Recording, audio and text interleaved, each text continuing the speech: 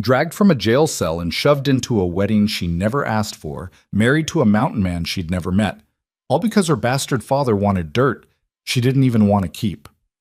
But when Silas Creed snapped that pen in half and said he was taking his wife home, everything changed. What started as the town's cruelest joke became the most dangerous partnership the frontier had ever seen. Stick around until the end of this story, hit that like button, and drop a comment telling me what city you're watching from, so I can see how far this tale travels. The iron bars of the Black Hollow jail cast striped shadows across Vivienne Mercer's face as she stood in the suffocating heat, her dress already soaked through with sweat. The smell hit her first: unwashed bodies, tobacco spit, and something fouler she didn't want to identify. This wasn't how she'd imagined spending her Tuesday, but then again, nothing in her 32 years had gone according to plan. "You can't be serious." Her voice cut through the stale air. Sheriff Dalton wiped his mustache and avoided her eyes. "Ain't my idea, Miss Mercer. Your father's orders."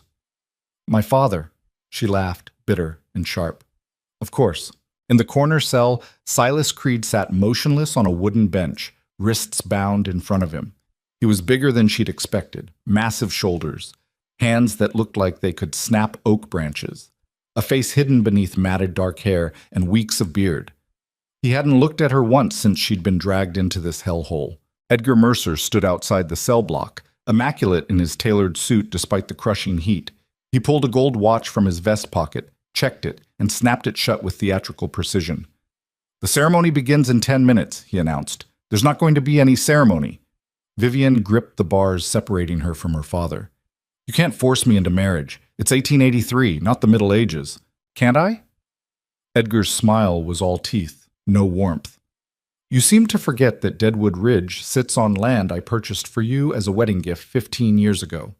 Land that legally transfers to your husband upon marriage. And since you've so stubbornly refused every suitable man in this county, I've decided to choose for you." Suitable. The word tasted like poison. "You mean controllable?" "I mean men who understand business, daughter. Men who'd have the sense to sell that worthless rock pile back to me for a fair price." He gestured toward Silas without looking at him. "This animal, however, has nothing to lose. He'll sign the deed, take his money, and disappear back into whatever hole he crawled from." For the first time, Silas moved. His head lifted slightly, dark eyes finding Edgar through the bars. "Might want to stop calling me animal," he said quietly. His voice was lower than Vivienne expected, rough from disuse but clear. Edgar's jaw tightened. "You're accused of cattle rustling, Creed. By all rights, you should be swinging from a rope right now. Instead, I'm offering you freedom and $500. I'd suggest you show some gratitude."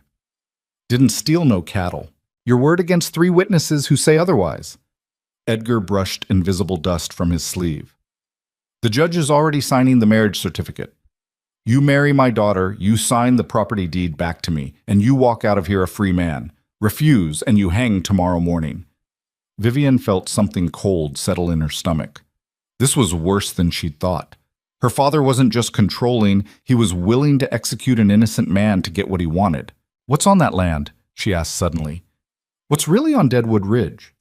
Edgar's expression didn't change, but she caught the slight pause. "Nothing but rocks and rattlesnakes." "Then why do you want it so badly?" "I don't enjoy family property being wasted." He pulled out a pocket watch again, a nervous tell he'd had for years. 5 minutes, Vivienne. The minister's waiting." Sheriff Dalton unlocked Silas's cell with a rusty key. The sound echoed through the jailhouse like a death knell. 2 deputies stood behind him, hands on their pistols, as if this bound mountain man posed some enormous threat. Silas stood slowly, his full height revealed. He had to duck slightly to clear the cell door. 6'4" at least, maybe more. Vivienne had grown up around ranch hands and miners, rough men who thought size meant power. But something about Silas Creed was different. He moved with deliberate control. Like violence was always an option, he simply chose not to exercise. Until he needed to. "Ma'am." He nodded once in her direction. The gesture caught her off guard. Manners from a man in chains accused of theft. She didn't return the greeting. "This is insane," she said to no one in particular. "Most things are," Silas replied.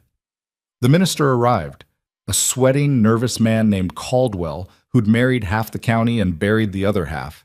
He clutched a worn Bible and kept glancing between Edgar's cold stare and Silas's imposing frame like he wasn't sure which was more dangerous. "Let's make this quick," Edgar said. They were herded into the sheriff's office, a cramped room that felt even smaller with Silas Creed standing in it. Someone had attempted to clean up. A vase of wilted wildflowers sat on the desk next to a pile of wanted posters.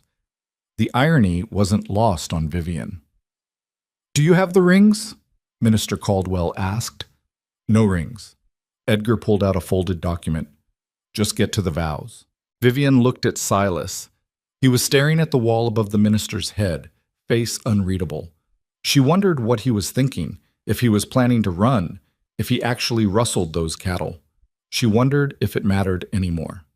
"Dearly beloved." "Skip it," Edgar interrupted. "The legal parts only." Caldwell swallowed hard and flipped through his Bible. "Do you, Silas Creed, take this woman?" "No." The single word stopped everything. Edgar's hand moved toward his hip, where Vivian knew he kept a derringer. "Excuse me?" Silas finally looked at him directly. "Said no. I ain't doing this." "Then you hang." "Maybe." Silas tested the ropes around his wrists, muscles flexing beneath his dirty shirt. "But I ain't signing papers for land that ain't mine while some rich bastard plays puppet master." Sheriff Dalton drew his pistol. The deputies followed suit, 3 guns pointed at an unarmed man in chains. "Think real careful, Creed," Dalton warned. Vivian found herself speaking before she'd fully decided to. "Wait!" Everyone turned to look at her. "Just wait a damn minute." She stepped between the guns and Silas, which was either brave or stupid, and she wasn't sure which. "You're going to shoot him in the sheriff's office? In front of a minister?" "He's resisting. He's expressing an opinion, which last I checked wasn't a hanging offense even in this backwards town." She turned to face Silas directly. "You think I want this? You think I want to be married to a stranger, controlled by my father for the rest of my miserable life?" Silas studied her for a long moment. "Figured you were part of the plan. The only plan I have is getting as far from Edgar Mercer as possible. But if you hang, he takes Deadwood Ridge anyway through some legal loophole I'm sure he's already arranged." She glanced at her father, saw the truth confirmed in his satisfied smile. "He wins either way unless we both walk out of here." "Together," Silas said slowly. "Together." Something shifted in his expression. Not trust exactly, but calculation. "And after?" "After we figure out what's really on that land that's worth murdering over." Edgar moved forward, face flushed. "You don't know what you're—" "I know you're desperate." Vivian cut him off. "I know you've spent 15 years trying to get me married off to someone stupid enough to sign away property rights.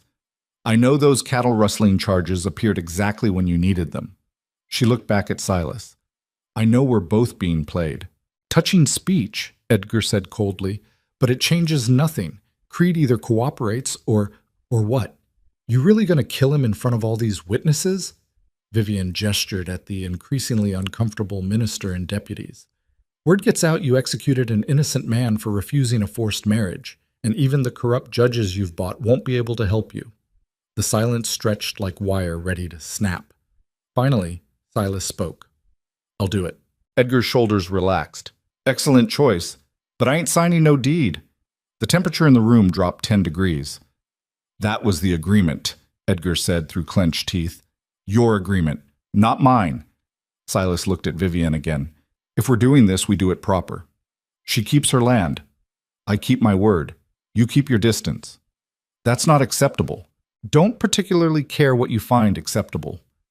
Silas's voice stayed level, but something dangerous crept into it. "You want me to marry your daughter, we get married. Then I take my wife home." "Your wife?" Edgar's laugh was ugly. "You think she'll actually stay with you? A filthy mountain savage who can't even read?" "Can read fine," Silas said mildly. "Just don't talk much." Vivian almost smiled despite everything. There was something darkly satisfying about watching her father's control slip. "Sheriff," Edgar barked, "I want him charged with—" "With what, exactly?" Vivian interrupted. "Refusing to sign a contract under duress? I'm sure the territorial court would love to hear about your business practices." Edgar's face went purple. "You ungrateful—" "Finish that sentence and I'll make sure everyone knows why Mother really left." The threat landed like a slap. Edgar's mouth snapped shut. Minister Caldwell cleared his throat nervously. Should we continue with the ceremony? No one answered immediately. The standoff held for another few seconds before Edgar made a sharp gesture of disgust. Fine. Marry them. But this isn't over, Vivian. It never is with you. The ceremony, if it could be called that, lasted less than 3 minutes. Caldwell rushed through the words while 3 guns stayed trained on Silas, and Edgar seethed in the corner. When it came time for Silas to agree, he said, "I do," like he was commenting on the weather. Vivian's own "I do" tasted like ashes. By the power vested in me by the territory, I now pronounce you man and wife. Caldwell slammed the Bible shut. May the Lord have mercy on your souls. Amen to that, Silas muttered. Edgar threw the property deed on the desk. Sign it. Silas picked up the pen, looked at the document for a long moment, then snapped the pen clean in half. Ink splattered across the papers.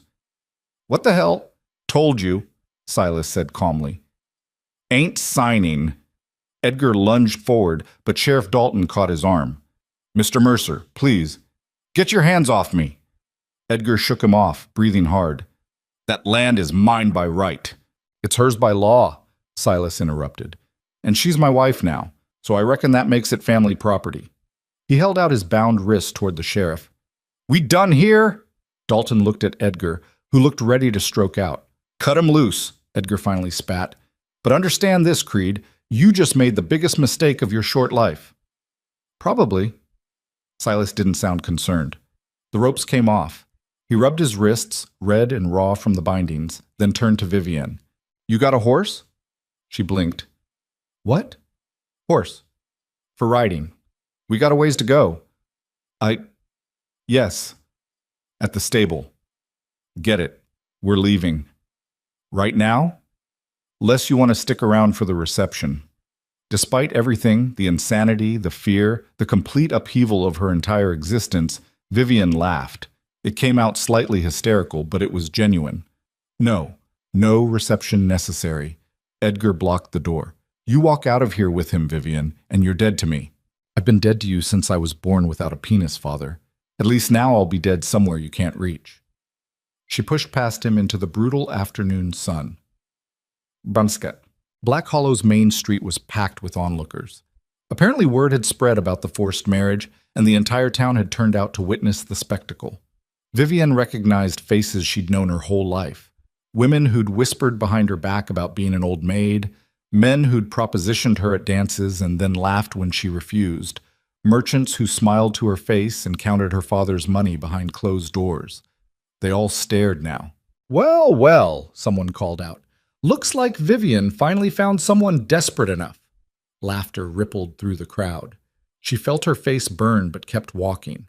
Silas fell into step beside her, still wearing the same filthy clothes he'd been arrested in. He smelled like jail and sweat and something wild she couldn't identify.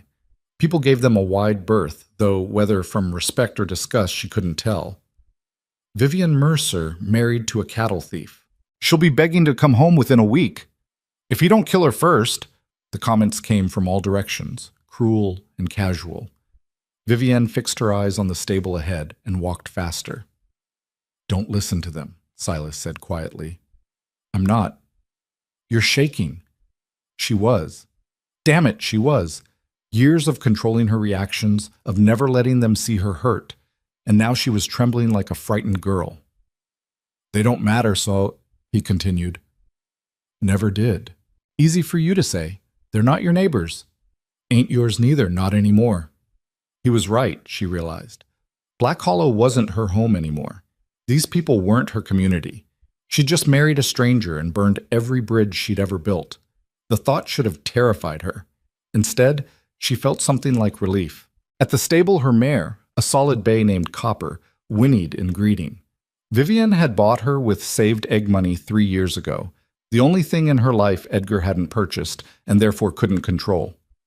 She's beautiful, Silas said, running a hand down Copper's neck. The horse didn't shy away. She's mine. I know. He checked the saddle, tightened a loose girth strap. You ride her here? Obviously. Need anything from town before we go? Vivian thought about her room at Edgar's ranch, her books, her clothes, her mother's jewelry box. Then she thought about going back there, facing the servants' pitying looks and her father's rage. No, she said, I don't need anything.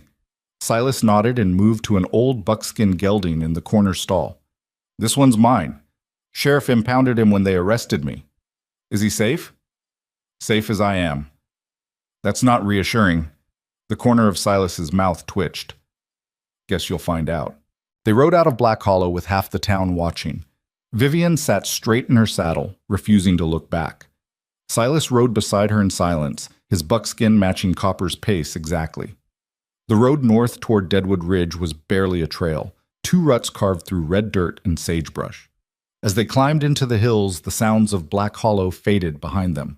All that remained was wind, hoofbeats, and the occasional cry of a hawk circling overhead. After an hour, Vivian's anger had settled into something colder and more useful.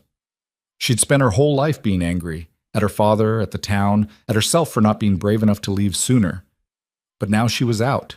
She'd escaped, sort of. She glanced at Silas. He rode with the ease of someone who'd spent more time on horseback than on foot, eyes constantly scanning the horizon. Every few minutes he'd check behind them, a habit born from either paranoia or experience. You really didn't steal those cattle, she said. It wasn't a question. No, ma'am. Edgar set you up. Appears so. Why you specifically? Silas was quiet for a moment. I got land near Deadwood Ridge. Small claim, but legal. Been living up there 5 years. Your daddy tried to buy me out twice, offered good money both times. I said no. So he had you arrested. After the third offer, yeah. Guess he figured a dead man can't hold property. Vivienne felt her jaw tighten. He's done that before. Run people off their land through legal tricks or worse. There's a widow named Patterson who lost everything when her husband mysteriously drowned right before a property auction. Heard about that? You don't seem surprised. Rich men don't get rich by being nice. It was such a simple statement delivered with such complete certainty that Vivian found herself reassessing the man beside her.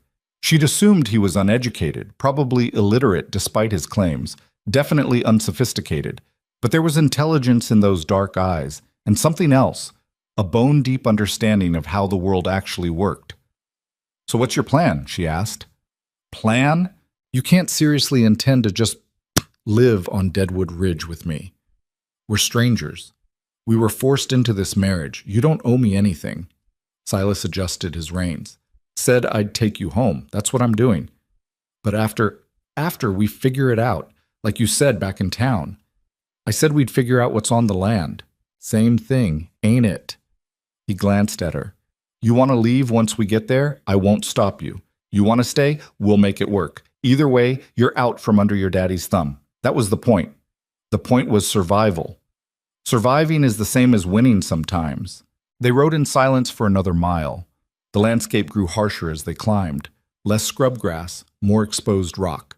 The temperature dropped as the sun sank lower, painting the cliffs in shades of orange and deep crimson. You know how to shoot? Silas asked suddenly. Yes. Good. Might need to. Why? Are we expecting trouble? Always expect trouble. He pointed to a dark shape circling in the distance. That's a vulture. Been following us since we left town. Vivian squinted at the sky. So? So vultures follow dying things, or people who attract death. Which are we? Ain't died yet. As the day faded, they reached a narrow canyon entrance marked by 2 standing stones. Silas guided his horse between them without hesitation, and Vivian followed. The walls rose up on either side, blocking out the last rays of sunlight. How much further? She asked. 2 hours? Maybe 3. Will we make it before dark? No. Her stomach dropped. We're riding through a canyon in the dark? Unless you want to camp here. In the open, where anyone could... Exactly. Silas's voice was grim. If your daddy sends men after us, this is where they'd wait. We keep moving. Vivian swallowed hard and nodded. She'd never spent a night outside in her life. Never mind riding through hostile territory in pitch darkness with a man she'd met 4 hours ago. This was either the bravest or stupidest thing she'd ever done. She suspected it was both.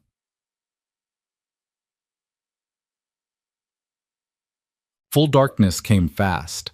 One moment there were shadows, the next there was nothing but the sound of hooves on stone and the creak of leather. Vivian's eyes adjusted slowly, picking out the faint outline of canyon walls against a sky full of stars. Silas rode ahead, somehow navigating terrain she could barely see. She focused on Copper's steady breathing and tried not to think about everything that could go wrong. "You afraid?" Silas asked from the darkness. "Of what?" "This, me, all of it." Vivian considered lying, then decided against it. "Yes." "Good." "Good?" "Means you're smart. Fear keeps you alive." She heard him shift in his saddle. "But it don't have to control you." Spoken like someone who's never had to be afraid. Spoken like someone who's been afraid his whole life and learned to work around it. The honesty surprised her. "What are you afraid of?" "Starving, freezing, getting buried in a mine collapse or shot in the back." "The usual." He paused. "And turning into someone like your father." "You're nothing like him." "Not yet, but I've seen what desperation does to men. Makes them cruel, makes them willing to do things they swore they never would." His voice dropped lower. "That's why I wouldn't sign that deed. Wasn't about the land. Was about the choice." Vivian understood. It was the same reason she'd refused every marriage proposal, endured her father's anger, accepted being called a spinster, and worse. Because choosing for yourself, even if you chose wrong, was better than having someone else make you into their puppet. "We're going to have to trust each other," she said. "Eventually. Not now. Now we just have to not kill each other. Trust comes later." Despite everything, Vivian smiled in the darkness. "Deal." They rode on. The canyon opened up gradually, becoming a maze of twisted rock formations and dry washes. Twice Silas stopped completely, listening to something Vivian couldn't hear before continuing. She didn't question him. Out here, he was the expert. Around midnight, a shape materialized from the darkness ahead. A small structure built against the canyon wall. "Is that it?" Vivian asked. "That's home." Home was generous. As they got closer, Vivian could see it was barely more than a shack, rough lumber and stone slapped together with gaps visible between the boards. The roof sagged in the middle. One window was broken, covered with what looked like animal hide. "It's not much," Silas said, swinging down from his horse. "It's—" Vivian searched for something positive to say and came up empty. "It exists. Keeps the wind out, mostly." He helped her dismount. The first time he'd touched her, his hands careful and impersonal on her waist. Then he led both horses to a lean-to structure that looked even more precarious than the cabin. "There's a creek about 50 yards east," he said, pulling saddles off with practiced efficiency. "Water's clean. I'll show you in the morning." "What about tonight?" "Tonight you sleep. I'll keep watch." "You don't trust me in your home?" Silas looked at her directly, his face barely visible in the starlight. "Ain't about trust. About being smart. Your daddy might send men tonight, might wait a week. Either way, someone needs to be watching." He was right, and Vivian hated that he was right. She was exhausted, terrified, and completely out of her element. The idea of sleep seemed both impossible and desperately necessary. "Tomorrow we take shifts," she said firmly. "You know how to shoot, but can you stay awake?" "Can you?" Another almost smile. "Guess we'll find out." Inside, the cabin was exactly as depressing as the outside promised. One room, bare dirt floor, a stone fireplace that probably smoked, a rickety table, and a bed frame with a mattress that looked like it had seen better days in the previous century. Silas lit a small oil lamp, and weak yellow light filled the space. "You take the bed," he said. "Where will you sleep?" "I won't. Told you. I'm keeping watch."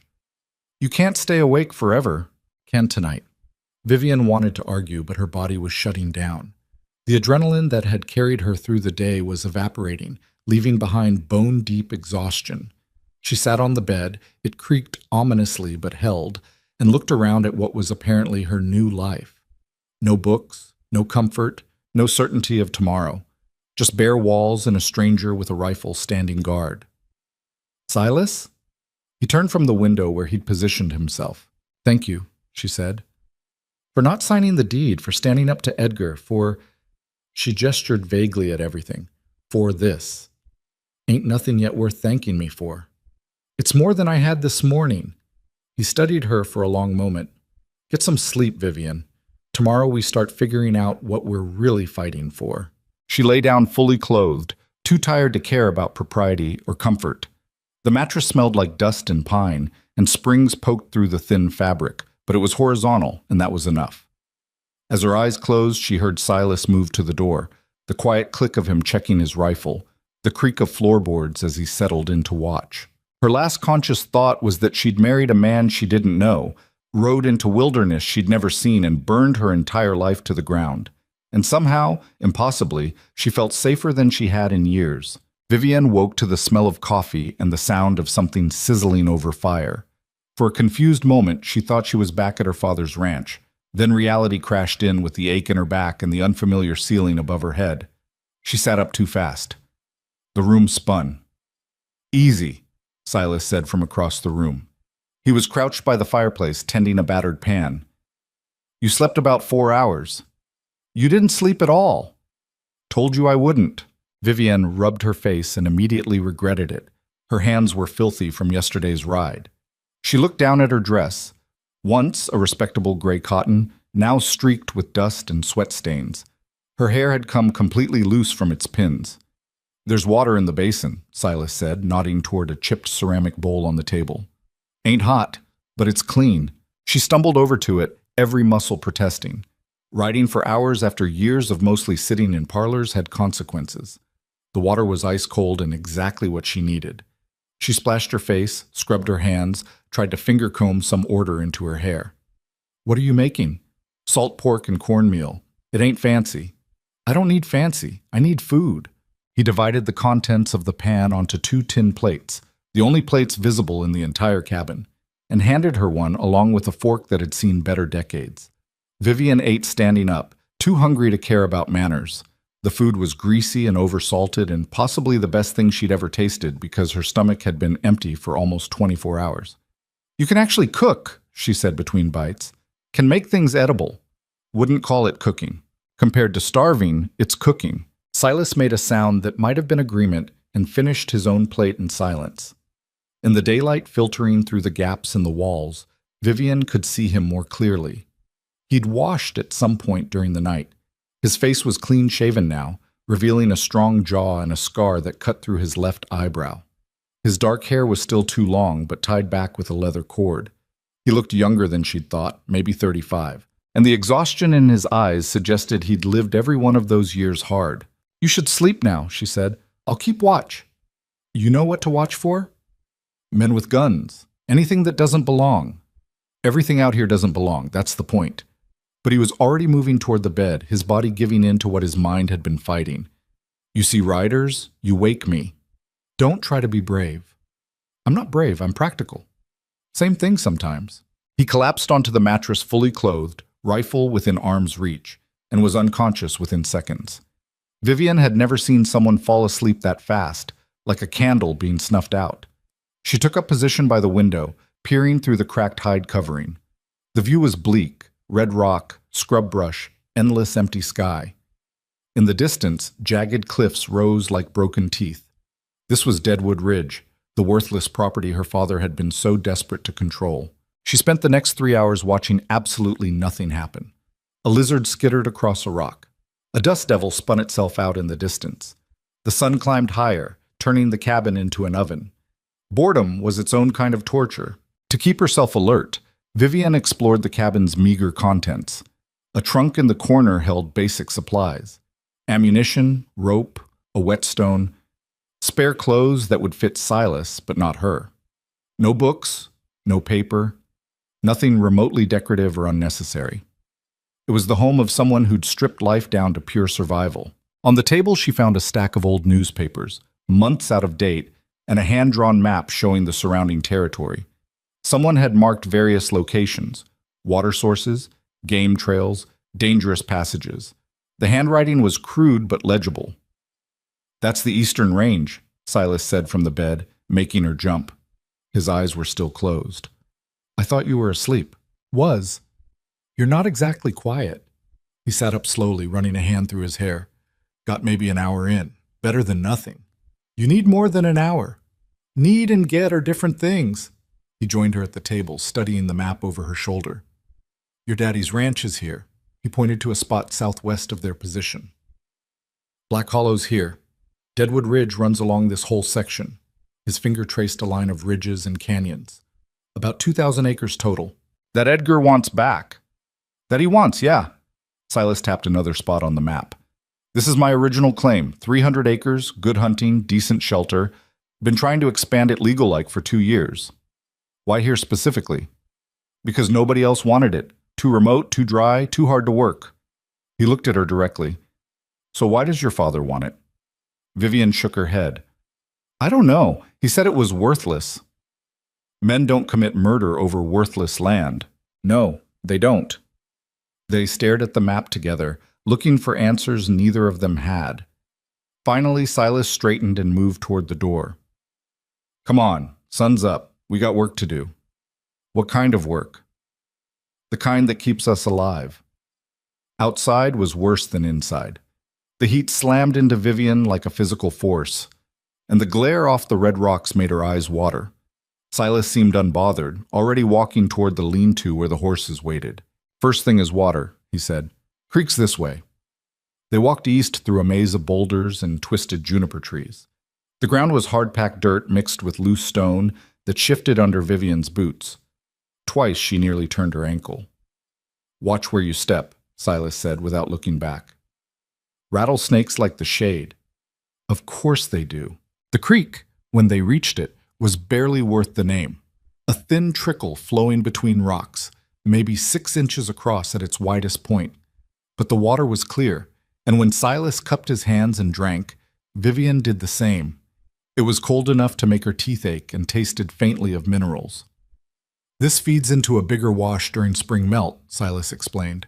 Rest of the year, this is all we got. It's not much. It's enough. For now. They filled canteens and a large jug, then Silas led her further up the canyon. The walls grew taller, shadows deeper. Vivian's dress snagged on thorny bushes, and sweat ran down her back in rivers. Where are we going? You wanted to know what's valuable about this land. I'm showing you. After another 20 minutes of climbing, they emerged onto a flat section of ridge. The view opened up, miles of broken territory stretching in every direction, copper and red and gold under the merciless sun. And directly below them, hidden in a crack in the earth, was a pool of water. Not a trickle. Not a creek. A pool at least 30 feet across, fed by something underground, surrounded by green vegetation that seemed impossible in this desert. Vivian stared. How long has this been here? Since before I arrived. Maybe forever. Silas scrambled down the slope toward it. Found it by accident my second week.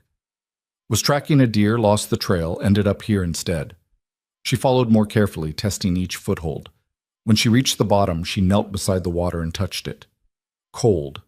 Clear. Deep enough that she couldn't see the bottom. This is fresh water, she said slowly. Fresh as it gets. In the middle of a desert. In the middle of your property. Vivian's mind started working, pieces falling into place. The railroad expansion. I heard Edgar talking about it with some investors last year. They're planning a route through this territory. So locomotives need water. Massive amounts of it. The towns between here and the coast don't have enough. Most of their wells are alkaline, unusable for steam engines. She looked up at him. But this could supply water for the entire line. Silas's expression didn't change, but something shifted behind his eyes. You think that's what he's after? I think that's exactly what he's after. If Edgar controls this water source, he controls whether the railroad comes through here at all. He could charge whatever he wants, sell rights to the railroad company, make a fortune. She stood up, brushing dirt from her ruined dress. And I've been sitting on it for 15 years without knowing. You know now. Yes, I know now. Vivian looked at the pool again, seeing it differently. Not just water, but power, leverage, freedom. How many people know about this? Just us, far as I know. We need to keep it that way. Agreed. Silas pulled out a canteen and filled it from the pool. But keeping secrets from your father won't be easy. He's got money, influence, and no problem using violence to get what he wants. Then we'll have to be smarter than him. You think you can outsmart Edgar Mercer? Vivian met his gaze. I think together we might have a chance. Alone, we're both dead. They stayed at the pool for another hour while Silas showed her how to recognize the landmarks to find it again. The crack in the canyon wall, the double juniper tree, the boulder shaped like a broken tooth. Details that could mean the difference between survival and dying of thirst. As they climbed back up, Vivian felt her dress tear completely along one seam. She cursed under her breath. Can't work this land in that, Silas observed. I don't have anything else. I might have some old clothes that'll fit. They'll be big, but better than nothing. Back at the cabin, he dug through the trunk and produced a pair of worn canvas pants and a faded work shirt. Vivian held them up. They'd be enormous on her, but he was right. She couldn't survive out here in a dress. Turn around, she said. Silas obeyed without comment, facing the wall while she changed. The pants required rolling up several times and tying with rope to stay on her hips. The shirt hung to her knees. She looked ridiculous. This'll work, she lied. When Silas turned back, he almost smiled. You look like a kid playing dress-up. You look like you haven't slept in 3 days. Fair point. He moved back to the bed. Your turn to watch. Wake me if anything moves. This time he was out even faster, his breathing evening into the deep rhythm of genuine sleep. Vivian took her position by the window again, scanning the horizon for threats that didn't come. The afternoon crawled by. Heat. Silence. The occasional hawk circling overhead. She found herself studying the cabin's construction, noting where repairs were needed, everywhere, and wondering if she even knew how to make repairs. She'd grown up in a house with servants who handled such things. Out here, there were no servants, just her and Silas and whatever skills they could cobble together. When the sun started dipping toward the horizon, painting everything in shades of orange, Silas woke on his own. Anything? He asked. Nothing. It's been quiet. Too quiet, maybe. He stood and stretched, joints popping audibly. I'm going to check the perimeter. You stay inside. What am I looking for? Signs were not alone. Tracks, disturbed brush, anything that seems wrong. He was gone before she could argue, slipping out the door with his rifle. Vivian watched through the window as he circled the cabin in widening rings, reading the ground like other people read books. 20 minutes later, he returned, face grim. We had visitors, he said. Vivian's stomach dropped. When? While we slept. 3 riders came within 100 yards and stopped, watched the cabin, then turned back. Edgar's men. Probably. They know we're here now. Question is what they're planning to do about it. Attack? Eventually, but not yet. They'll report back, get orders, come prepared. He started checking his ammunition, counting bullets with practiced efficiency. We got maybe 2 days. 3 if we're lucky. 2 days to do what? Prepare. Or run. Vivian felt anger flare, hot and sharp. I'm not running. I just escaped one prison. I'm not walking into another. Then we prepare. Silas looked at her seriously. Can you really shoot? Not just hold a gun, but actually hit what you're aiming at? My mother taught me when I was 12. She said a woman should know how to protect herself since men weren't reliable. The memory was bitter. She was right. Show me. He took her outside as the light failed, set up 3 bottles on rocks at varying distances. Then he handed her a pistol, a heavy revolver that felt wrong in her hand. It's too big, she said. It's what we got. Aim for the middle bottle. Vivian sighted down the barrel, remembered her mother's instructions, breathe, squeeze, don't pull, and fired. The recoil nearly knocked her backward, and the bullet went wide, hitting nothing. Again, Silas said. She fired 5 more times, hit the rock once, never touched the bottle. I'm terrible at this. You're out of practice. Different from terrible. He moved behind her, adjusting her stance. Feet wider. Lean into it. The gun's going to kick. Let it. Then bring it back down. His hands on her shoulders were impersonal, correcting her position like she was a tool that needed calibration. She tried again. This time, the bottle exploded in a spray of glass. Better, Silas said. They practiced until the light was completely gone and Vivian's hands were shaking from the recoil. She hit maybe 1 shot in 4, which wasn't good but was better than nothing.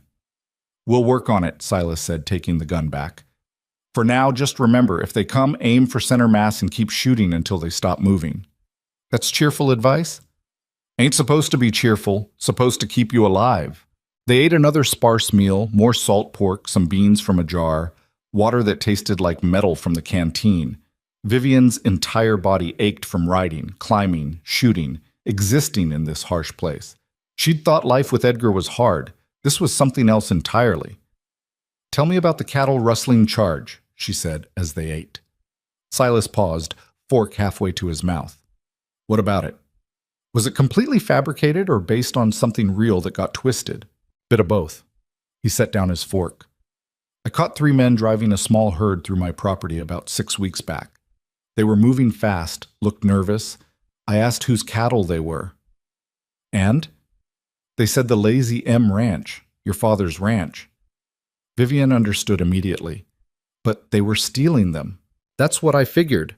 So I held them at gunpoint, sent one to fetch the sheriff. Figured I'd done a good deed, stopped some thieves." His laugh was harsh. 2 days later, those same men testified I was the rustler. Said I'd stolen the cattle and tried to sell them. The sheriff believed them over me. "Of course he did. Edgar owns the sheriff." "Yeah, I learned that lesson too late." Silas pushed his plate away, appetite gone. "Your father's men stole his own cattle, blamed me, and used it as an excuse to get me arrested. Also, he could marry you off and take the land." "He must have been planning this for months. At least. Maybe longer." Vivian felt sick. The elaborate cruelty of it, the calculation required to destroy an innocent man just to acquire property. It was pure Edgar. He'd probably lost sleep over the logistics, not the morality. "I'm sorry," she said quietly. "For what?" "You didn't do it. For being his daughter, for being the reason you're in this mess." Silas looked at her for a long moment. "You being his daughter ain't your fault, and this mess," he gestured around the cabin, "beats hanging." "Does it, though? We're trapped on worthless land waiting for armed men to attack us." "Land ain't worthless. We established that this afternoon. Land we can't sell, can't develop, can't do anything with because we're too busy hiding." "For now," Silas agreed, "but situations change." "How optimistic of you." "Ain't optimism, just facts. Nothing stays the same forever. Not good, not bad. Things move." He stood and started clearing the plates. "Your father thinks he's won because we're isolated, but isolation works both ways. He can't see what we're doing out here." "What are we doing out here?" "Surviving, planning, waiting for him to make a mistake." Vivian wanted to believe him, wanted to think they had any kind of advantage, but she'd lived under Edgar's control for 32 years. She knew how thorough he was, how patient. He wouldn't make mistakes, unless they forced him to. "We need to get word to the railroad company," she said suddenly. "Tell them about the water source before Edgar can make his move." "How?" "We can't exactly ride into town and send a telegram." "No, but there's a telegraph operator in Black Hollow, Emma Reeves. She worked for my mother before she died. She might help us." "Might's a dangerous word." "It's all we have." Silas considered this, working through scenarios. "If I go back to town, they'll arrest me again, probably shoot me on sight. Then I'll go." "Absolutely not." "Why not?" "I'm not wanted for anything." "You're Edgar Mercer's daughter who ran off with a wanted criminal. You think he's just going to let you waltz back into town?" "I don't plan to ask his permission." They argued about it for another hour, neither willing to concede. Finally, exhausted and frustrated, they agreed to sleep on it. Vivian took the first watch this time, while Silas collapsed onto the bed. She sat by the window, pistol within reach, and watched the darkness outside fill with stars. The silence out here was different from town, deeper, heavier, alive with possibility and threat. Somewhere out there, Edgar was planning. Somewhere, men were being paid to kill them. Somewhere, the railroad executives were making decisions that would reshape the entire territory. And here she sat in a falling-down cabin with a stranger she'd been forced to marry, betting her life on a pool of water hidden in a crack in the earth. It should have felt hopeless. Instead, for the first time in her life, Vivian felt like she was fighting for something that actually mattered. When Silas woke to take over the watch, she didn't argue. She lay down on the bed, still wearing his oversized clothes, and let exhaustion pull her under. Her last thought was that tomorrow they'd have to decide run or fight. She already knew which one she'd choose. The next morning brought the first real test of their partnership. Silas woke her before dawn, face serious. "Got a problem," he said. Vivian was on her feet instantly, reaching for the pistol. "What kind of problem?" "Horse kind. My buckskin's favoring his left front leg. Might be an abscess, might be a stone bruise. Either way, he can't carry weight until it heals." "How long?" "Week, maybe 2. "We don't have 2 weeks." "I know." Vivian paced the small cabin, thinking. One horse meant one person could run if necessary. 2 people on copper would be slow, vulnerable, easy targets. "We could take turns," she said. "I ride to town, you stay here. Then I come back and..." "And what? Your daddy lets you leave twice? He'll lock you up the second he sees you. Then you go, 'Can't ride with a lame horse.'"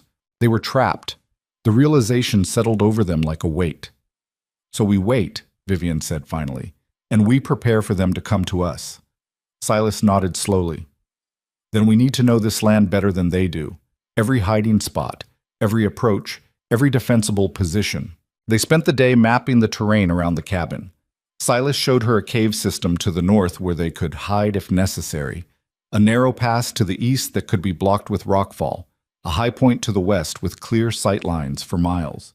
Vivian's legs burned from climbing, her hands blistered from moving rocks. But she learned. She memorized landmarks, counted steps, noted wind patterns that revealed approaching riders. By sunset, she was filthy, exhausted, and more competent than she'd been that morning. "You're tougher than you look," Silas said as they walked back to the cabin. "I've had to be. Just never had a reason to show it before." "Well, you got reason now." That night they took turns on watch again, the pattern becoming routine. When Vivian slept, she dreamed of water rising from underground, flooding the desert, drowning Edgar in his own greed. She woke to Silas shaking her shoulder. "Riders," he whispered, "coming from the south, still a few miles out." Vivian's heart slammed against her ribs. "How many?" "Can't tell yet. At least 4, maybe more." They moved quickly, gathering weapons and supplies. Silas loaded his rifle while Vivian checked the pistol, hands steadier than she expected. "We going to the cave?" she asked. "No, they'll expect us to run. We're staying, and fighting, and fighting." As the sun rose, painting the rocks blood red, they took positions. Silas on the roof with his rifle, Vivian inside with clear lines of sight through the windows. The riders came into view as the morning light strengthened. 5 men on horseback, moving deliberately, weapons visible. Edgar wasn't taking chances anymore. Vivian felt fear, sharp and cold. But beneath it was something harder, something that had been building since that jail cell in Black Hollow.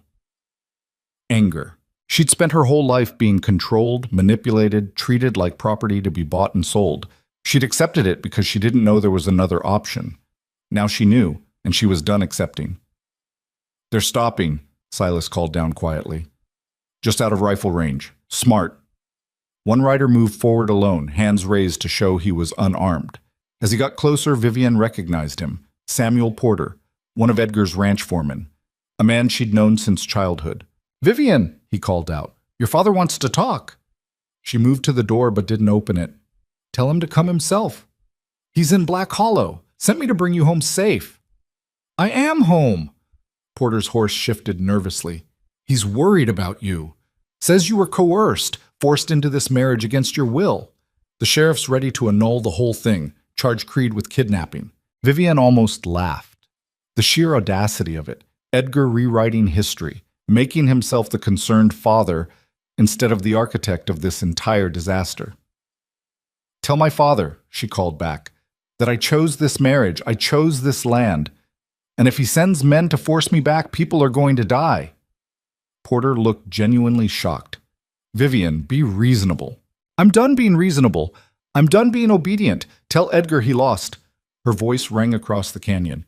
"Tell him I know about the water. Tell him the railroad's going to hear about it before he can make his deal." The silence that followed was absolute. Then Porter turned his horse and rode back to the other men. There was a brief conference, heated gestures, then all 5 riders turned and headed back the way they'd come. Silas climbed down from the roof, expression unreadable. "Well," he said. That's done it. Done what? Declared war. They'll be back. And next time they won't talk first. Vivian's hands were shaking now, adrenaline wearing off. I know. You sure about this? You can still go back. Claim I forced you. Play the victim. Let your father win. And spend the rest of my life as his property? No. She looked at him directly. I'd rather die free than live as his puppet. Something changed in Silas's expression. Respect, maybe, or recognition. Then we better make sure dying ain't necessary.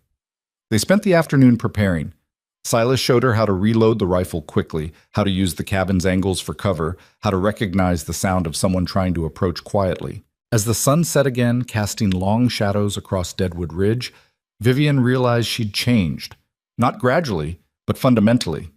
The woman who'd stood in that jail cell 48 hours ago was gone. In her place was someone harder, someone ready to fight. They'll come tonight, Silas said quietly, checking his ammunition for the third time. Under cover of darkness. Probably try to burn us out. Let them try. He looked at her, really looked, and nodded once. Yeah, let them try. Night fell like a curtain, and they waited. The attack came 2 hours before midnight. Vivian heard them first, the soft scrape of boots on stone, a muffled curse as someone stumbled in the dark. She was positioned behind the overturned table Silas had reinforced with the cabin's only chair, pistol gripped so tight her knuckles ached. North side, she whispered. Silas was already moving, rifle aimed through a gap between wallboards. Got 3 on the east approach too. They're trying to surround us. How many total? More than 5. Your daddy sent reinforcements. A voice called out from the darkness, rough and unfamiliar. Creed! Send the woman out and we'll let you live. Silas didn't bother responding. We got torches. We'll burn you out. Still nothing. Vivian watched Silas's face in the dim lamplight, completely calm, like he was waiting for bread to bake instead of fighting for his life. Last chance. The first torch arced through the air, trailing sparks. It hit the cabin's north wall and fell to the ground, the dry wood catching immediately. A second torch followed, then a third. Now, Silas said quietly. He fired. The muzzle flash lit up the cabin interior like lightning, and outside someone screamed. Vivian aimed at the movement she'd seen near the east window and squeezed the trigger. The recoil jolted her shoulder, and she had no idea if she'd hit anything. Keep shooting! Silas worked the rifle's lever action, fired again. Don't let them get close. The cabin filled with smoke and noise. Vivian fired until her pistol clicked empty, then fumbled for the spare cylinder Silas had prepared. Her hands were shaking so badly she dropped it twice before managing to reload. Bullets punched through the thin walls, splinters flying. One passed so close to Vivian's head she felt the displacement of air. She pressed herself lower behind the table, heart hammering. The fire's spreading, she shouted. I know! The north wall was fully engulfed now, flames climbing toward the sagging roof. Heat and smoke made breathing difficult. Through the chaos, Vivian heard men shouting conflicting orders, the panicked whinnying of horses. Then a different sound, hoofbeats, but wrong somehow. Too many, coming from the wrong direction. Silas heard it too. What the hell? The gunfire outside intensified, but now it wasn't aimed at the cabin. Men were shooting at each other, screaming in confusion. A horse burst past the burning wall, riderless and terrified. Stay down! Silas moved to the door, kicked it open, and fired 3 rapid shots into the melee outside. Vivian risked a glance through the smoke. In the firelight, she could see Edgar's men scattered, some on the ground, others running. And riding between them was a group of riders she didn't recognize, rough men on rougher horses, firing with practiced precision. Who are they, she managed. No idea, but they're shooting at the right people. One of Edgar's men tried to rally, raising his rifle toward Silas. Before Vivian could shout a warning, he jerked backward and fell, shot by one of the unknown riders. The fight lasted maybe 3 more minutes, though it felt like hours. When it was over, 4 of Edgar's men were down, the rest scattered into the night. The mysterious riders circled once, then the leader, a woman with gray-streaked hair and a scar across her cheek, guided her horse close to the burning cabin. Silas Creed, she called out. That's me. You got a death wish, boy? That fire's going to take the whole structure. Little busy being grateful we're not dead, the woman laughed, harsh and genuine. Fair enough. Get out before the roof caves. Silas grabbed Vivian's arm and pulled her toward the door. They stumbled out into the smoke-filled night, coughing and half-blind. The cabin's roof groaned ominously behind them. Over here! The scarred woman gestured toward the clear area near the lean-to. Unless you want to get crushed. They made it 20 feet before the roof collapsed inward with a roar of flame and falling timber. The cabin Silas had lived in for 5 years became a bonfire in seconds. Vivian stared at the destruction, trying to process what had just happened. They'd survived the attack, barely, but lost everything except what they were wearing and the weapons in their hands. "Who are you?" Silas demanded, rifle still raised despite their rescue. The woman swung down from her horse, moving with the stiffness of old injuries. "Name's Charlotte Webb. Run a trading post about 40 miles north. Heard interesting things about Edgar Mercer's daughter marrying a mountain man, and figured I'd come see for myself." "You just happened to show up during an attack?" "Happened to be tracking this bunch of hired guns for 2 days. They passed through my territory, made threats, didn't pay for supplies they took." Charlotte spat into the dirt. "I don't tolerate theft. Followed them here, saw what they were planning, and decided to even the odds." "You killed 4 men over stolen supplies?" Vivian asked.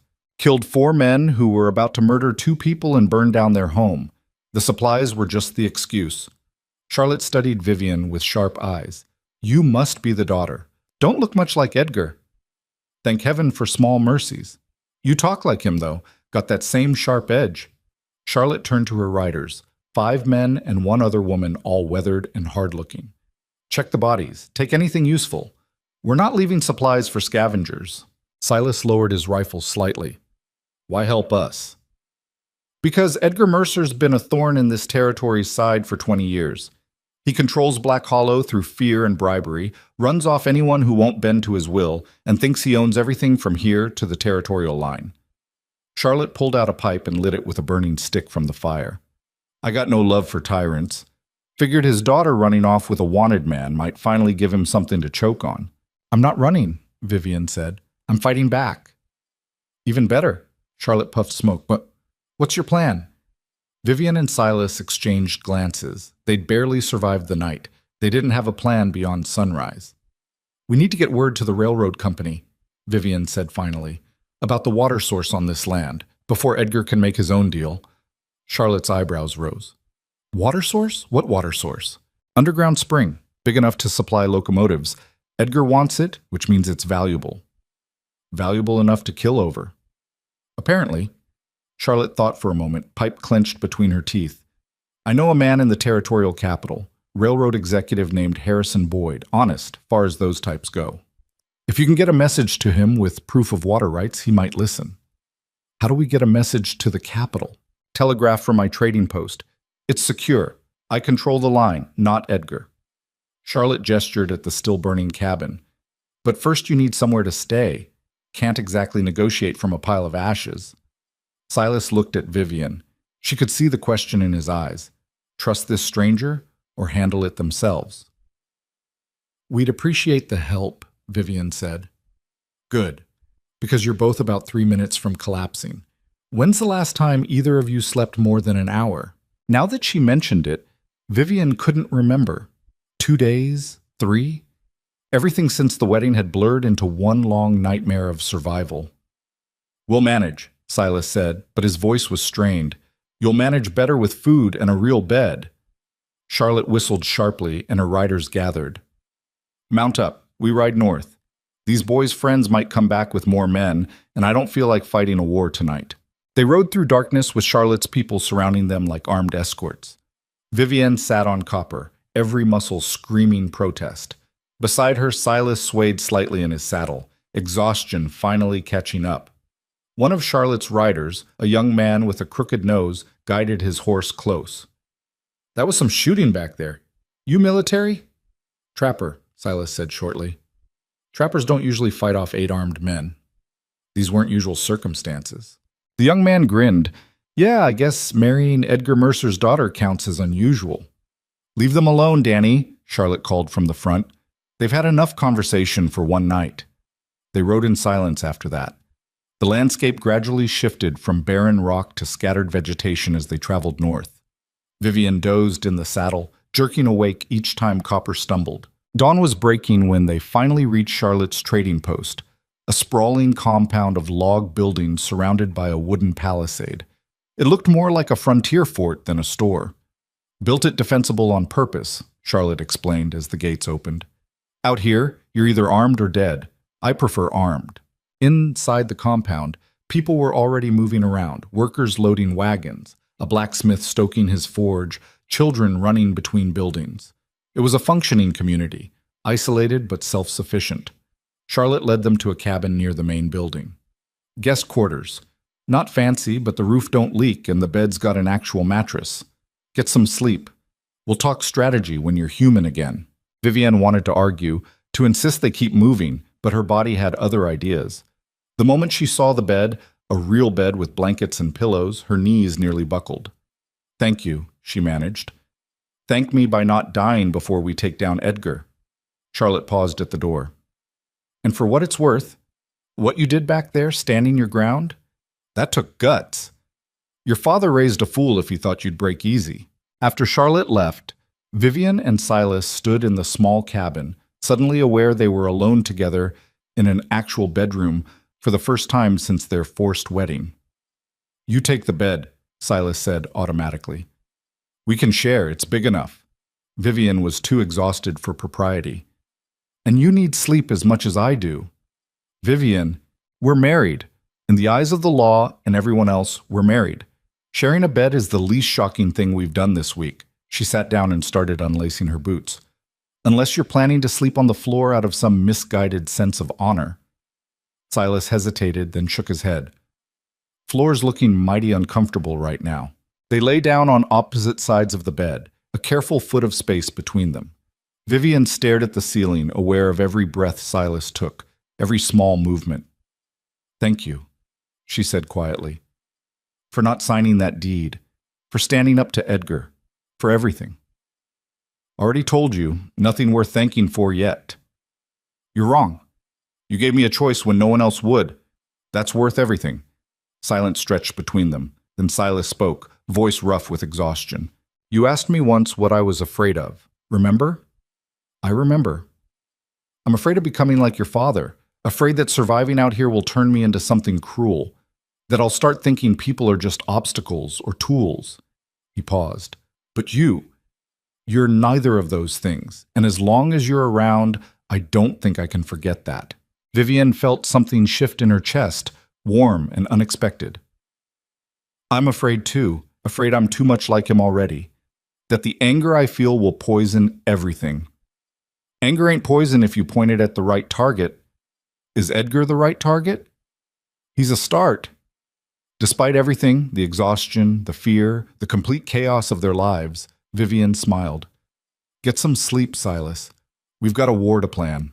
She was asleep before he could respond, and somewhere in the darkness, she felt the bed shift as Silas finally let himself rest too. They woke 12 hours later to someone pounding on the door. Vivian sat up, disoriented, reaching for a weapon that wasn't there. Beside her, Silas was already moving, years of survival instinct kicking in. It's Charlotte, the voice called, and you got company. Vivienne opened the door to find Charlotte standing with a thin, nervous-looking woman in a travel-stained dress. This is Emma Reeves, Charlotte said. Says she knows you.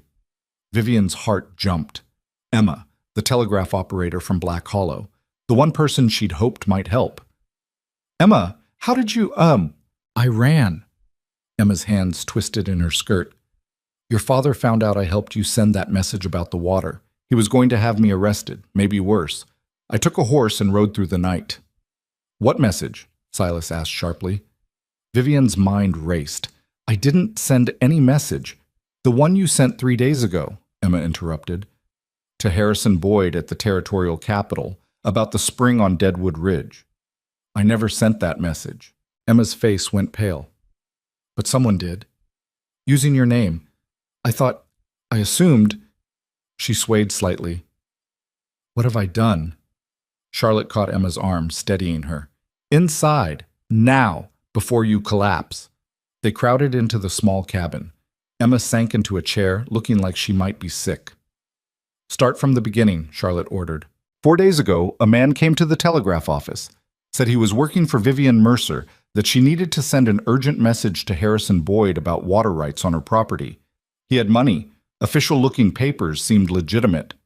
Emma's voice shook. "I sent the telegram." Boyd responded the next day, said he was sending representatives to survey the property immediately.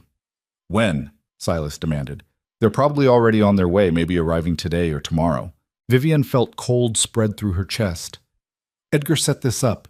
He sent that telegram knowing the railroad would respond. Now he'll have representatives on Deadwood Ridge, and we're not there to meet them." "Worse than that," Charlotte said grimly. "If Edgar controls the narrative when they arrive, he can claim the land is his, that you're incompetent or coerced. He'll sign the water rights over to the railroad before you can blink." "We have to get back there," Vivian said. "It's 40 miles, Silas pointed out. "Even riding hard, that's 6 hours minimum. If they're already there—" "Then we're too late and Edgar wins everything." Vivian stood up, decision made. "We ride anyway. Maybe we get lucky." Charlotte was already moving toward the door. "I'll get horses ready. Fresh ones. Yours are exhausted. Danny and Maria will ride with you." "You're helping us again," Silas said. "Why?" "Because I'm tired of watching Edgar Mercer crush everyone who gets in his way. And because if you actually manage to take him down, I want to be able to say, I helped." Charlotte's grin was sharp. "Besides, this is the most excitement I've had in years." 20 minutes later, they were mounted and riding south with Charlotte's 2 best riders flanking them. Emma stayed behind. She was in no condition to ride, and Charlotte promised to keep her safe. The journey back to Deadwood Ridge was brutal. They pushed the horses hard, stopping only to water them at scattered springs. Vivian's legs cramped, her back ached, but she kept riding. Beside her, Silas was silent and focused, scanning constantly for threats.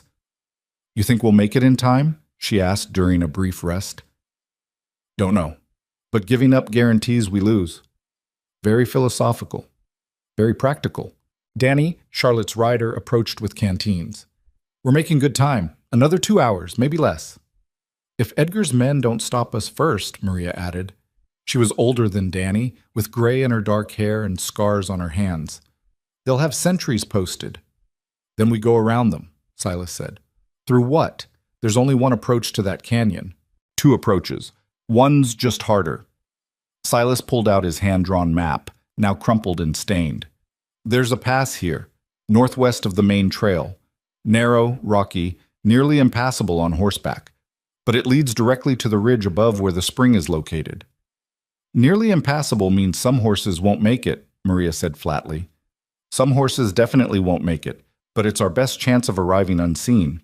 They took the difficult route. Within the first mile, Vivian understood why no one used this pass.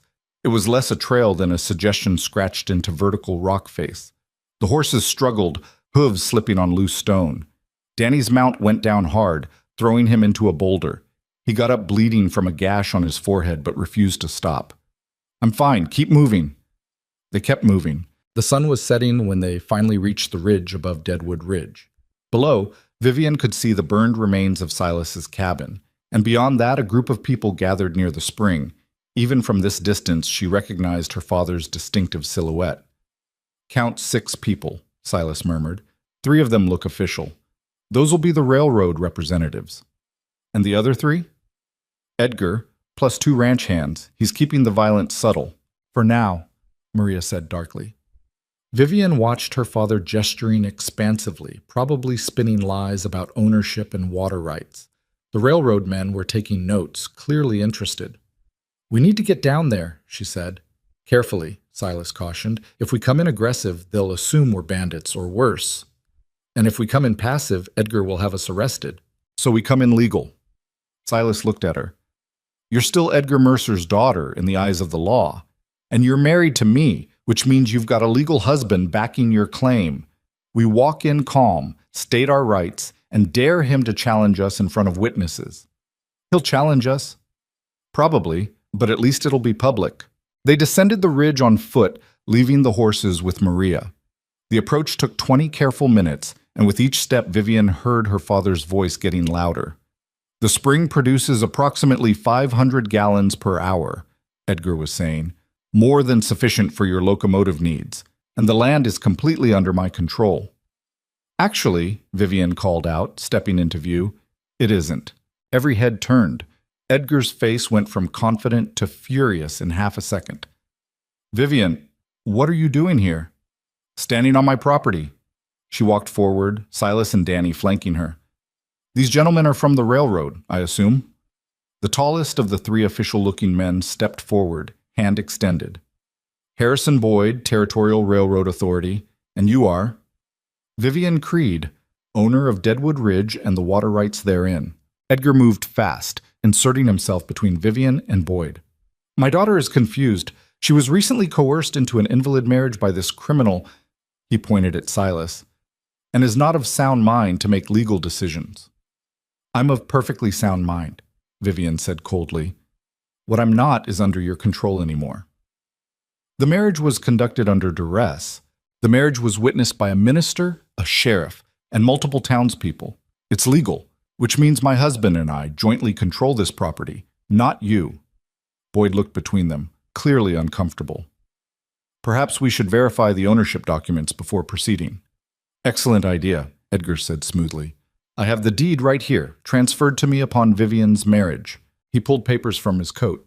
Vivian's stomach dropped. Had he forged documents? Would his corruption extend even here? But Silas was already reaching into his own pack. Funny thing about that deed, it was never signed. He produced the original property documents, the ones Edgar had tried to force him to sign in the jail. The broken pen had left ink splatters across the signature line, but the paper was otherwise intact and clearly unsigned. Mr. Mercer claimed the transfer was complete, Boyd said, frowning. Mr. Mercer lied, Vivian said. The property remains in my name, jointly owned with my husband as of our legal marriage 3 days ago. Edgar's face had gone purple. You have no idea what you're doing. I know exactly what I'm doing. I'm taking control of my own life and my own land. She turned to Boyd.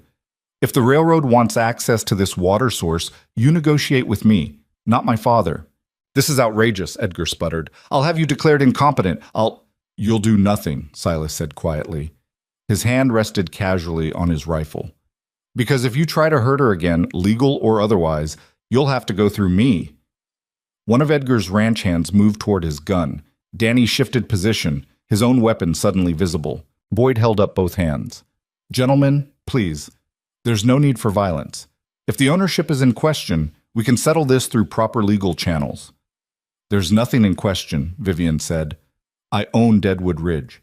I own the water rights, and I'm willing to negotiate a fair contract with the railroad for access. She paused. Without my father's involvement. Vivian, you're making a terrible mistake. The only mistake I made was waiting this long to stand up to you. Edgar stared at her, and for the first time in her life, Vivian saw something like fear in his eyes. Not fear of her, but fear of losing control. His entire empire was built on domination, and she'd just publicly defied him. This isn't over, he said quietly. Yes, it is. You just don't know it yet. Boyd cleared his throat. Mrs. Creed, if you're serious about negotiating, I am, but not tonight. Tonight I'm exhausted, I'm injured, and I've been fighting off armed attacks for 3 days. Come back in 1 week with a formal proposal. We'll discuss terms then. That's acceptable, Boyd tipped his hat. We'll return next Thursday. As the railroad representatives mounted their horses and rode off, Edgar remained, flanked by his ranch hands. The sun had set completely now, darkness gathering in the canyon. You think this changes anything? Edgar asked softly. You think defying me publicly makes you safe? I think it makes me visible, and that's something you can't afford. I made you, Vivian, everything you have.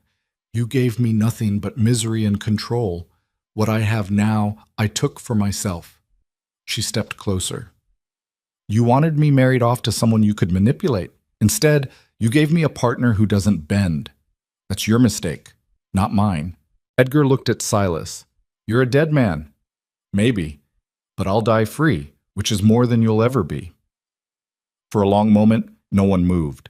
Then Edgar turned sharply and walked toward his horse.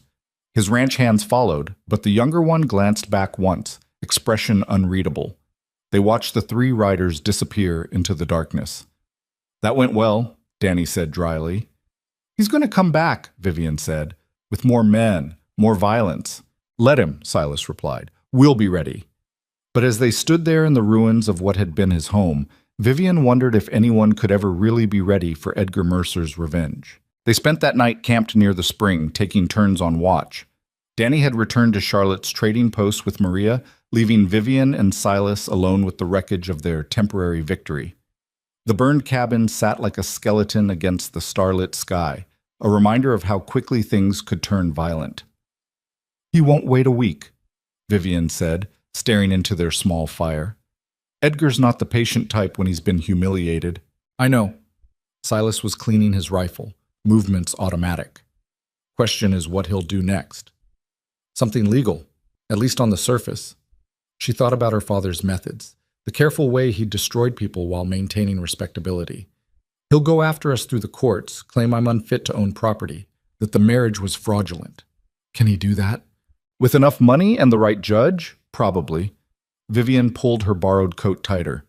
But that takes time, which means he'll also do something illegal to speed things up. Like burning down our cabin? Like worse. They fell silent. Somewhere in the distance, a coyote howled. The sound was lonely and wild, fitting for their situation. We need leverage, Silas said finally. Something that makes Edgar think twice before coming at us directly.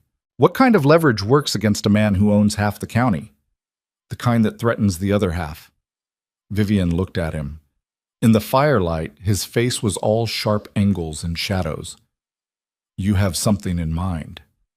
Maybe. Charlotte mentioned Edgar's been running people off their land for years. Patterson's widow, others. If we could find them, get their stories documented, build a case showing a pattern of criminal behavior, the territorial authorities might actually investigate. Vivian felt a spark of hope. It's risky. Those people are terrified of him. They were terrified when they were alone, but if we're standing up to him publicly, maybe others will find their courage too. It was a gamble. Everything about this situation was a gamble, but doing nothing guaranteed Edgar would crush them eventually. We'll need help, Vivian said. Charlotte's connections, Emma's telegraph access, people willing to testify.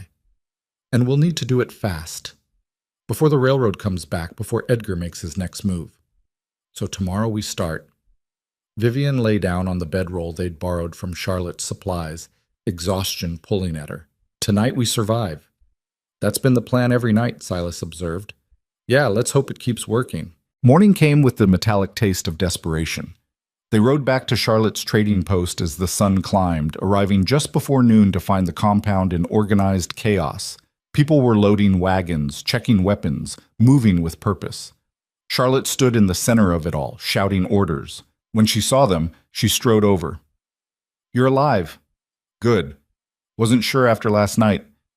Edgar backed down in front of the railroad representatives, Vivian said. But it won't last. Of course it won't. Man like that doesn't know how to quit. Charlotte gestured at the activity around them. Which is why I'm preparing. For what? War, probably, or the closest thing to it. She pulled them aside away from the workers. Word's spreading about you standing up to Edgar, about the water rights, about everything. People are choosing sides. What sides? Silas asked. Edgar's or yours? Turns out a lot of folks have been waiting for someone to challenge him. You did it publicly, and now they're watching to see if you survive. Charlotte's expression was grim. Some are hoping you win. Others are terrified Edgar will punish them for even thinking about rebellion. It's a mess. Vivian felt the weight of it settle on her shoulders. She hadn't just defied her father. She'd started something bigger, something she couldn't control. We need to find the people Edgar hurt, she said. Get their testimony. Build a legal case. Already ahead of you, Charlotte led them to the main building, into a room where Emma sat at a telegraph machine. Emma's been sending messages to territorial authorities, documenting everything, and I've got riders out finding the families Edgar destroyed. How many so far? 7 willing to talk. Could be more if they think you'll actually win. 7 families. 7 stories of theft and intimidation and worse. It wasn't much, but it was a start. Can we protect them? Vivian asked. Edgar will retaliate if he finds out they're testifying. That's the problem with starting a fight, Charlotte said bluntly. You can't protect everyone. Best you can do is make the fight worth winning. Emma looked up from the telegraph. I have a response from Judge Morrison in the territorial capital. He's agreed to review evidence of systematic land fraud if we can provide documented testimony and proof of coercion. Morrison's honest, Charlotte confirmed. One of the few judges Edgar doesn't own, but getting evidence to him means traveling to the capital, which is a 3-day ride through territory your father controls. Then we go around, Silas said, through the mountains. That's 5 days at least, and the passes are still dangerous this time of year. Less dangerous than riding straight into Edgar's hands. They spent the afternoon planning. Maps were spread across tables, routes debated, supplies calculated. Vivian felt herself slipping into a role she'd never expected. Strategist, leader, someone people looked to for decisions. It was terrifying and exhilarating in equal measure. We'll need 3 riders minimum, Charlotte said. Someone who knows the mountain passes, someone who can handle trouble, and someone the judge will actually listen to. Silas knows the mountains, Vivian said. I'll speak to the judge. Who's the third? Me. Charlotte's tone left no room for argument. My trading post has standing with the territorial government. My word carries weight. Besides, I want to see Edgar's face when he realizes he's losing. They would leave at dawn. The rest of the day was spent gathering evidence. Emma compiled telegraph records showing Edgar's suspicious land purchases. Charlotte's riders brought in 2 of the displaced families willing to testify, and Silas drafted maps marking every property Edgar had acquired under questionable circumstances.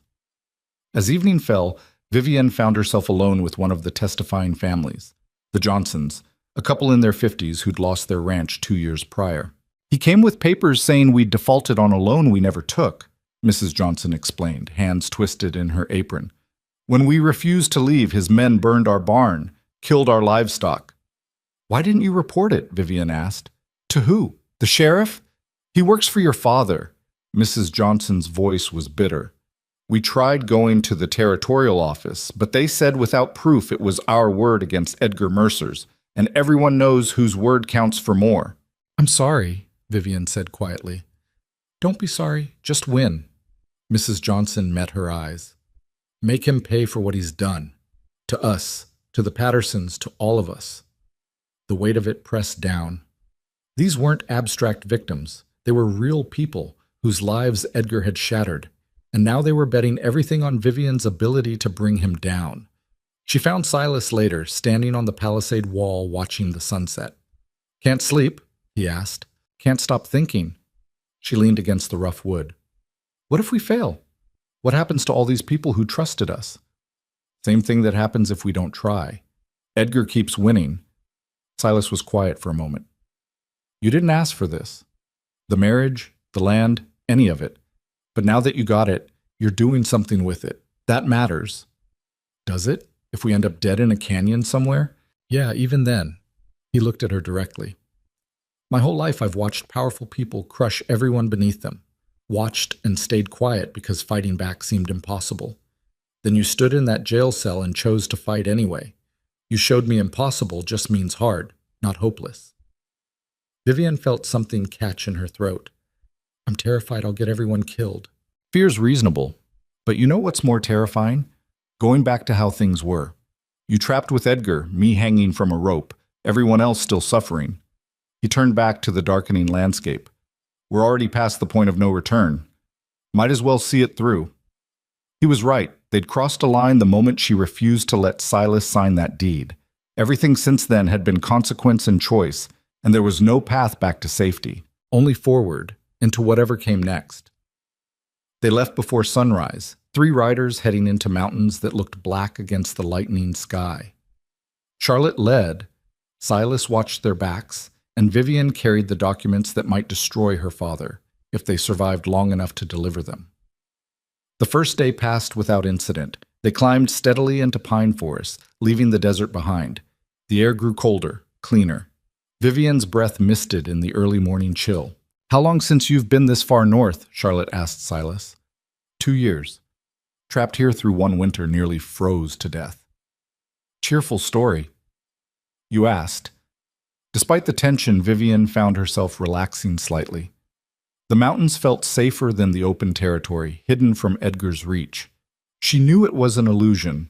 Edgar's influence extended everywhere, but the trees and slopes provided comfort. That night they camped in a sheltered valley, fire small and carefully hidden. Charlotte took first watch while Vivian and Silas shared the space under a makeshift canvas shelter. "Tell me about your mother," Silas said quietly. The question surprised her. "Why?" "Because you never mention her. And I figure if we're going to be married for real instead of just on paper, I should know something about your family beyond Edgar." Vivian stared at the canvas above. "She died when I was 17. Officially, it was pneumonia. But she'd been sick for years before that, sick in ways doctors couldn't fix. I think Edgar broke something in her spirit, and her body just followed." "What was she like before?" "Strong, smart. She taught me to read, to shoot, to think for myself. Used to say that women needed to be twice as capable as men because the world would only give them half the credit." Vivian's voice dropped. "Then Edgar wore her down year by year until there was nothing left but a shell. When she died, I was almost relieved. At least she was free. And you've been waiting to be free ever since." "I didn't know I was waiting. Just knew I couldn't become her, trapped and broken and empty." She turned to look at him. "That's why I refused every marriage proposal. Not because I didn't want to marry, because I didn't want to belong to anyone." "You don't belong to me," Silas said firmly. "This marriage might be legal, but you're your own person. That's the whole point." "Is it? Because sometimes I wonder if I just traded one prison for another, Edgar's control for survival in a wilderness that's trying to kill me. Except you chose this prison, and you can leave whenever you want." Could she, though? Vivian wasn't sure anymore. The woman who'd stood in that jail cell felt like a different person. That woman had been desperate and angry. This woman was something else, harder, more dangerous, committed to a fight she couldn't abandon. "What about you?" she asked. "Any family?" "Had a brother once. Died in a mine collapse when I was 20. Parents were gone before that. Fever took them both the same winter." "I'm sorry." "Don't be. It was a long time ago." But his voice carried old pain. "Being alone made me careful. Made me good at surviving. But it also made me forget why surviving matters. And now? Now I remember." He shifted, the movement bringing them slightly closer in the small shelter. "You make me remember there's more to life than just not dying."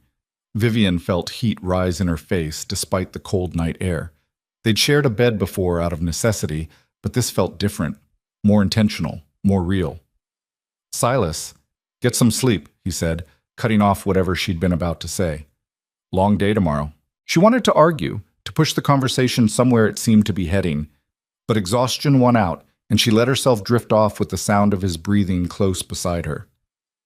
The second day brought their first real trouble. They were crossing a high ridge when Charlotte spotted riders below, 4 men moving with purpose through the valley. "Edgar's?" Vivian asked. Charlotte studied them through a small telescope. "Can't tell for sure, but they're armed and moving toward the territorial road. Could be hunters. Could be looking for us." "We should assume the worst," Silas said. They detoured higher into the mountains, adding hours to their journey. The horses struggled with the elevation, breathing hard. Vivian's own lungs burned with each breath. By nightfall, they were exhausted and barely halfway to the capital. They made camp in a cave Silas knew, deep enough to hide a fire. "At this rate, we won't arrive for 4 more days," Charlotte said, frustration clear. "And who knows what Edgar's doing while we're crawling through mountains?"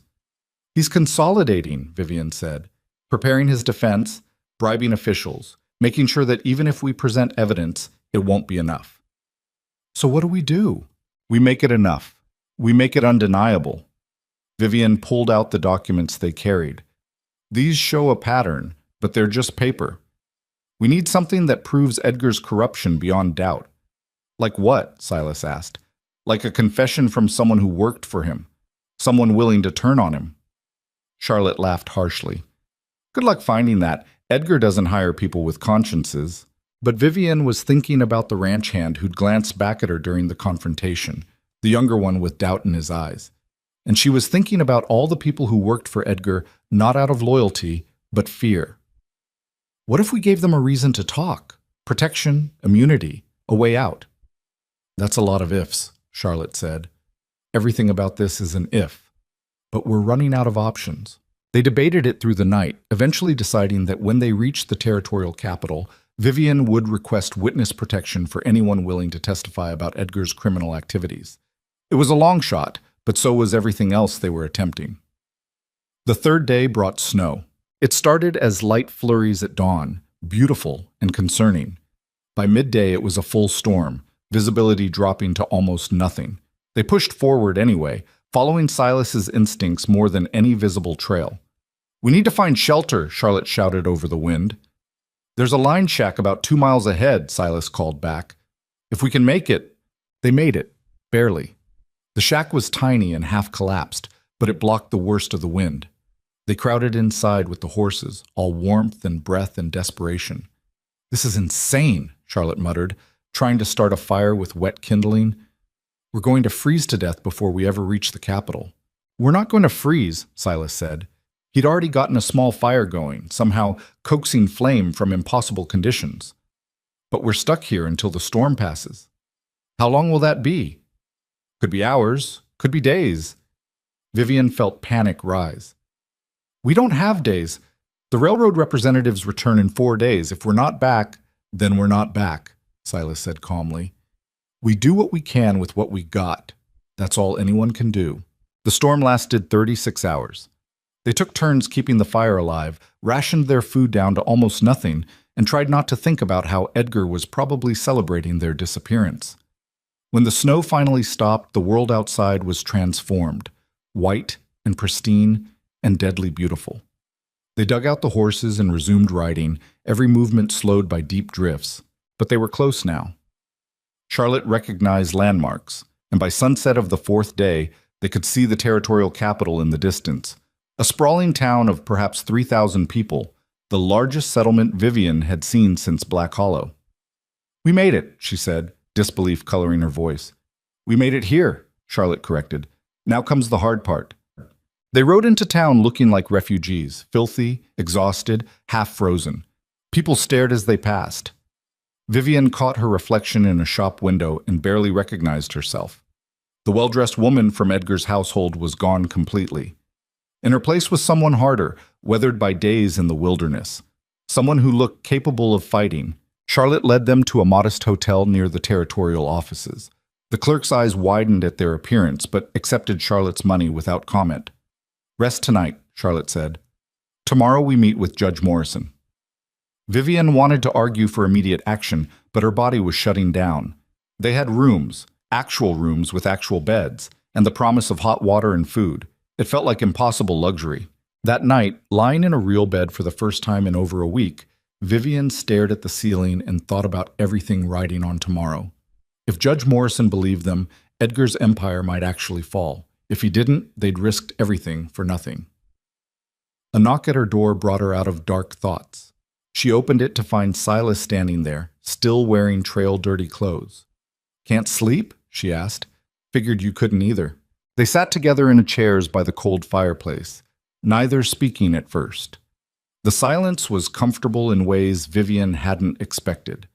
They'd been through fire and bullets and frozen mountains together. Words felt unnecessary. Finally, Silas broke the quiet.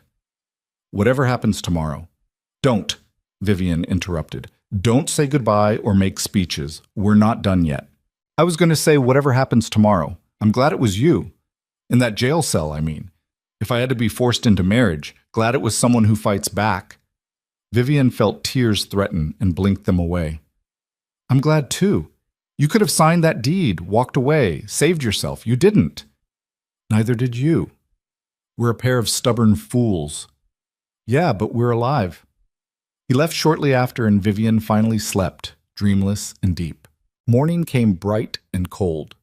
They dressed in the cleanest clothes they had, which wasn't saying much, and walked to the territorial courthouse with Charlotte leading the way. Judge Morrison's office was modest, lined with law books and smelling of old paper. The judge himself was a small man with wire-rimmed glasses and an expression that suggested he'd heard every lie humanity could invent. "Mrs. Webb," he greeted Charlotte, "your telegram was quite alarming." "Wait until you hear the details," Charlotte replied. They spent 3 hours laying out their case. Vivian spoke about her father's coercion and control. Charlotte provided evidence of systematic land acquisition under suspicious circumstances. Silas presented maps and documents showing the pattern of Edgar's expansion. Judge Morrison listened without interrupting, occasionally making notes. When they finished, he removed his glasses and cleaned them slowly. "This is serious," he said finally. "If what you're alleging is true, Edgar Mercer has committed fraud, theft, and possibly murder across multiple counties." "It's true," Vivian said firmly. "Perhaps. But proving it in court will require more than what you've brought me. I need witnesses willing to testify under oath, physical evidence, financial records showing the money trail." He held up a hand as Vivian started to protest. "I believe you, but believing and prosecuting are different things." "What do we need?" Charlotte asked. "Time, resources, and luck. I can launch an investigation, bring Mercer in for questioning, freeze his assets pending review. But if he's as well connected as you say, he'll fight back hard." "He'll do worse than fight," Vivian said. "He'll send men to kill us before we can testify. Then you'll need protection. I can arrange federal marshals, but even they can't guard you indefinitely." Morrison put his glasses back on. "Here's what I can offer. Formal investigation starting immediately, witness protection for you and anyone else willing to testify, and a court date within 3 months. But you have to understand, this won't be quick or easy. Edgar Mercer will use every legal trick, every bribed official, every resource he has to stop this." "Let him try," Vivian said. Morrison almost smiled. "You're your father's daughter in some ways. That same steel spine. Fortunate for the territory that you're using it for good instead of exploitation." "When do we start?" Silas asked. "Now." Morrison pulled out official documents. "I'm issuing a warrant for Edgar Mercer's arrest on suspicion of land fraud, and I'm granting you 3 federal protection until trial. Marshals will escort you back to your property and ensure the railroad negotiation proceeds without interference." It was more than Vivian had hoped for. Real protection, real investigation, real consequences for Edgar finally within reach. But as they left the courthouse with official papers in hand, she couldn't shake the feeling that the hardest part was still ahead. Edgar wouldn't go quietly. Men like him never did. They met the federal marshals that afternoon, 4 hard-faced men led by a marshal named Warren Cross. He listened to their story without visible reaction, then laid out the plan. "We ride back to Deadwood Ridge immediately. The warrant for Edgar Mercer will be served in Black Hollow simultaneously. If he runs, we'll catch him. If he fights, we'll be ready." Cross checked his weapons with practiced efficiency. "But understand this, once we start, there's no backing down. You commit to testifying, to seeing this through to trial." "We're committed," Vivian said. "Good, because the moment that warrant is served, Edgar Mercer becomes the most dangerous man in the territory. And you're the ones who made him that way." They left the capital the next morning with an armed escort. The journey back took 3 days, moving fast but carefully. Cross's marshals rode like men expecting ambush at any moment. On the second day, they encountered a rider heading north at full gallop. Cross stopped him, a young man from Black Hollow, eyes wild with news. "Edgar Mercer's been arrested," he gasped. "Federal marshals came this morning, served a warrant right in front of the whole town. Sheriff Dalton tried to interfere, got arrested too." Vivian felt shock ripple through her. It was real. It was actually happening. "How did Edgar react?" she asked. Calm at first, then he started shouting about his daughter, about illegal arrests, about corruption. They took him away in chains. The young man's eyes were bright with excitement. "Whole town's talking about it. Some folks are celebrating. Others are scared of what comes next." "What comes next is justice," Cross said grimly. "Keep writing, son. And spread the word. The law's not for sale anymore." They reached Deadwood Ridge on the 4th day to find Charlotte's people had been busy. A new cabin was under construction near the spring, rough but functional. The railroad representatives had sent word they'd postpone their visit until the legal situation was resolved. Everything was falling into place. Too easily, Vivian thought. Edgar wouldn't give up just because he'd been arrested. He'd find a way to fight back, to regain control. She was right. That night, as they settled into their rebuilt camp with marshals standing guard, Emma arrived on a lathered horse, face pale with fear. "Edgar made bail," she gasped. Some judge in his pocket signed the order. He's free, and he's raising an army, mercenaries, hired guns, anyone willing to fight for money. Cross swore viciously. How many? At least 20, maybe more. And they're coming here, Vivian said. It wasn't a question. He's coming here, Emma corrected. Edgar himself said he's going to end this personally. The marshals immediately went into defensive positions, but Vivian knew 4 lawmen couldn't hold off 20 armed mercenaries. They needed more help, more firepower, more time. Send word to Charlotte, she told Emma. Tell her we need everyone she can spare. Already done. She's riding with 15 fighters, but they won't arrive until tomorrow afternoon. Tomorrow afternoon might be too late. Silas was checking weapons, his face set in grim determination.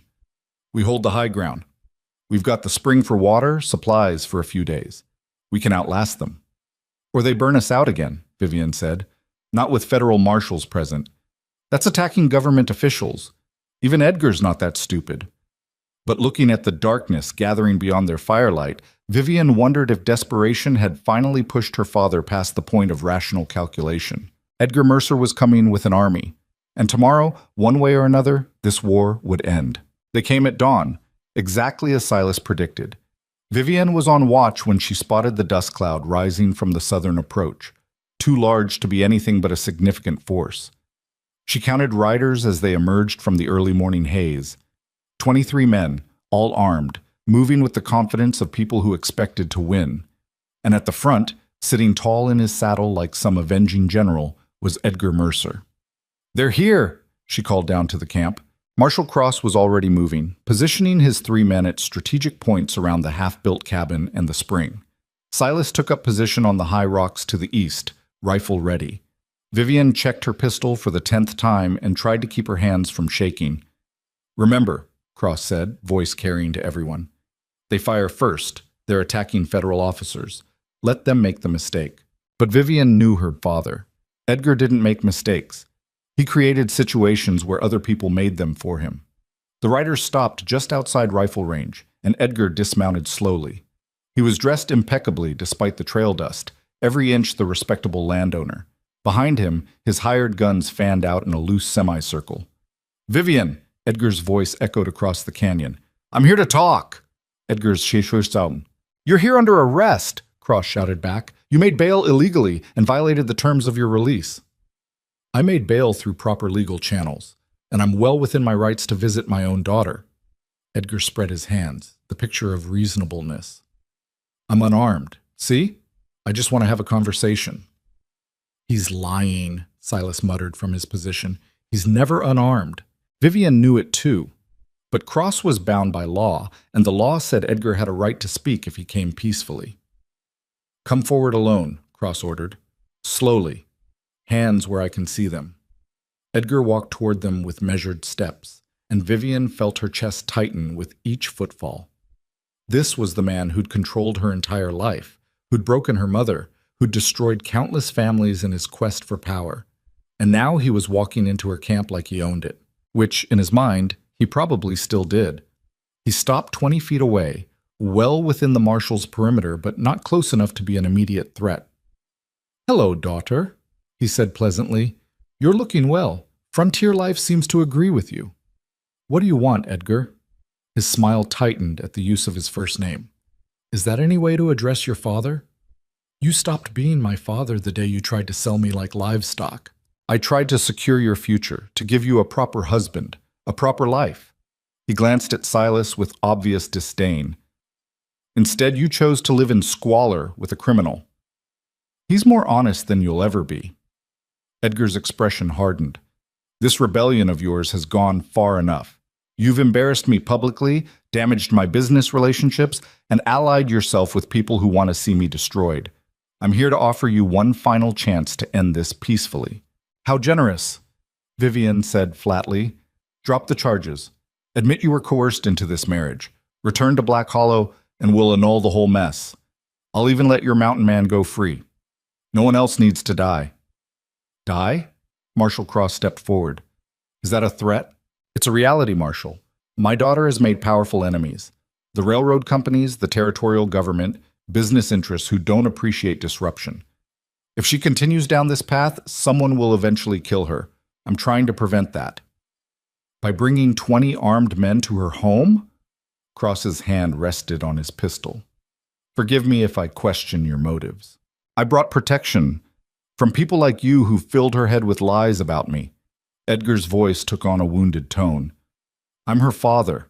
Everything I've done has been for her benefit, and this is how she repays me, with accusations and betrayal. Vivian felt old anger rise, familiar and corrosive. He was rewriting history again, making himself the victim. It was a performance he'd perfected over decades. You want to know what you've done for me? She said quietly. You taught me that love is control, that family is ownership, that power matters more than people. She stepped closer, close enough to see the surprise flicker across his face. You taught me so well that I learned to recognize those lessons in everyone else. And I decided I'd rather die free than live under anyone's control ever again, including yours. You're being hysterical. Yes. I'm being clear. You don't own me. You don't own this land. And you don't get to decide how this ends. Edgar's mask of reasonableness cracked. You stupid, stubborn girl. Do you have any idea what you've cost me? The contracts I've lost? The respect? The fear? The fear, Vivian repeated. That's what you really care about. Not respect. Fear. They're the same thing. No, they're not. And that's why you're going to lose. For a moment, genuine rage showed in Edgar's eyes. Then he controlled it, smoothed his expression back into cold calculation. Last chance, Vivian. Come home. End this. This is my home, and you're trespassing. Edgar stared at her for a long moment, then turned and walked back toward his men without another word. The casual dismissal was deliberate. He was showing her she still didn't matter, that her defiance was just a temporary inconvenience. When he reached his horse, he mounted smoothly and raised one hand. It might have been a wave goodbye. It was a signal. The shooting started immediately. Bullets tore through the air as Edgar's mercenaries opened fire from their spread positions. Marshal Cross went down first, hit in the shoulder, still trying to return fire. One of the other marshals took a round to the leg and collapsed behind a water barrel. Vivienne threw herself behind the incomplete cabin wall as wood splintered around her. She could hear Silas firing from his position, the distinctive crack of his rifle cutting through the chaos. But they were outnumbered 4-1, and Edgar's men were professional killers.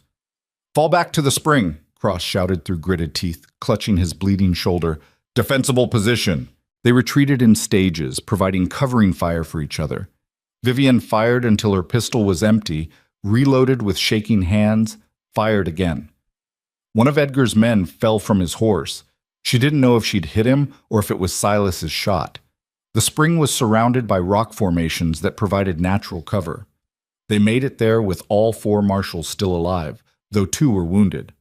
Silas scrambled down from his perch to join them, breathing hard. They're regrouping, he said, getting ready for a direct assault. We can't hold them off, Cross said. His face was pale from blood loss. Not with just the 6 of us. 7, Emma said.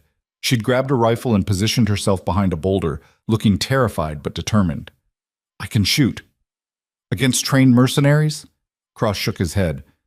We need to surrender before someone gets killed. Edgar will kill us anyway, Vivian said, the moment we're defenseless. This was never about taking me home. It was about eliminating witnesses. A voice called out from Edgar's position.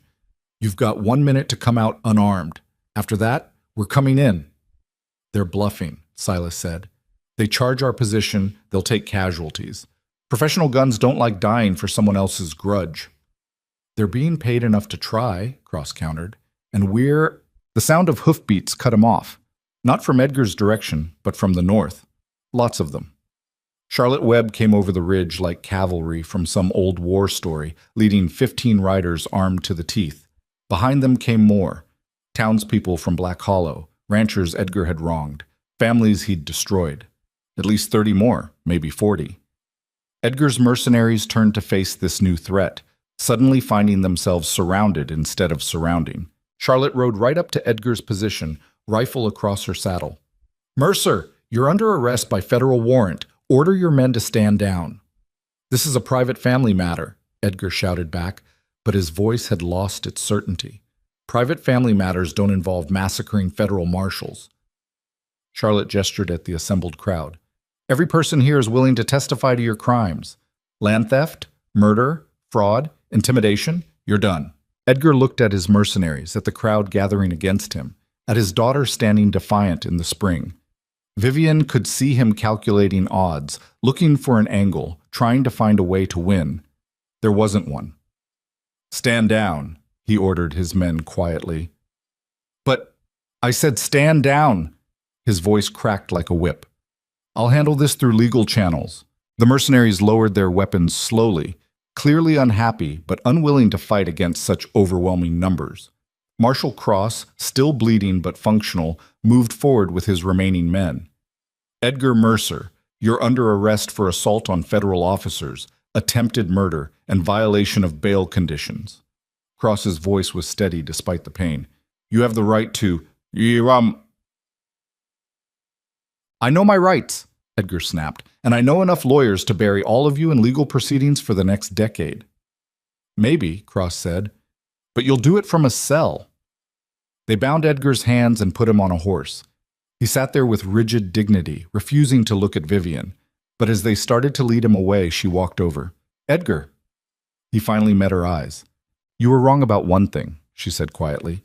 "You said love is control, but it's not. Love is choosing someone's freedom even when it costs you. Choosing to let them be who they are instead of what you need them to be." She paused. "Mother taught me that. You just taught me what happens when love dies." For just a moment, something like pain crossed Edgar's face. Then it was gone, replaced by the cold mask he'd worn for as long as Vivian could remember. "You'll regret this," he said. "No, I really won't." They took him away. The mercenaries were disarmed and sent packing with warnings not to return. Charlotte's people began setting up a proper camp, talking and laughing with the relief of people who'd just survived something terrible. Vivian stood by the spring, watching the sun climb higher, and felt something inside her finally release. The fear she'd carried her entire life, the certainty that Edgar would always win, the belief that she was powerless to change anything, all of it dissolved like morning mist. Silas found her there an hour later. "You all right?" he asked. "I think so. Maybe. I don't know." She laughed shakily. "I just watched my father get arrested. I should feel something more than tired." "Tired's reasonable. You've been fighting for weeks." "We've been fighting." "Yeah, we have." Silas sat down on the rocks beside her. "What happens now?" "Now we rebuild. We negotiate with the railroad. We testify at Edgar's trial." Vivian looked at the half-finished cabin, the spring, the people gathered in camp.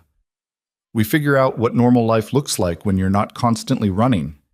Sounds boring. Sounds perfect.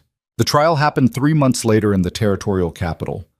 The courtroom was packed with spectators, curious townspeople, journalists from as far as San Francisco, business interests watching to see if Edgar Mercer would finally face consequences. Vivian testified for 2 days, laying out a lifetime of control and manipulation.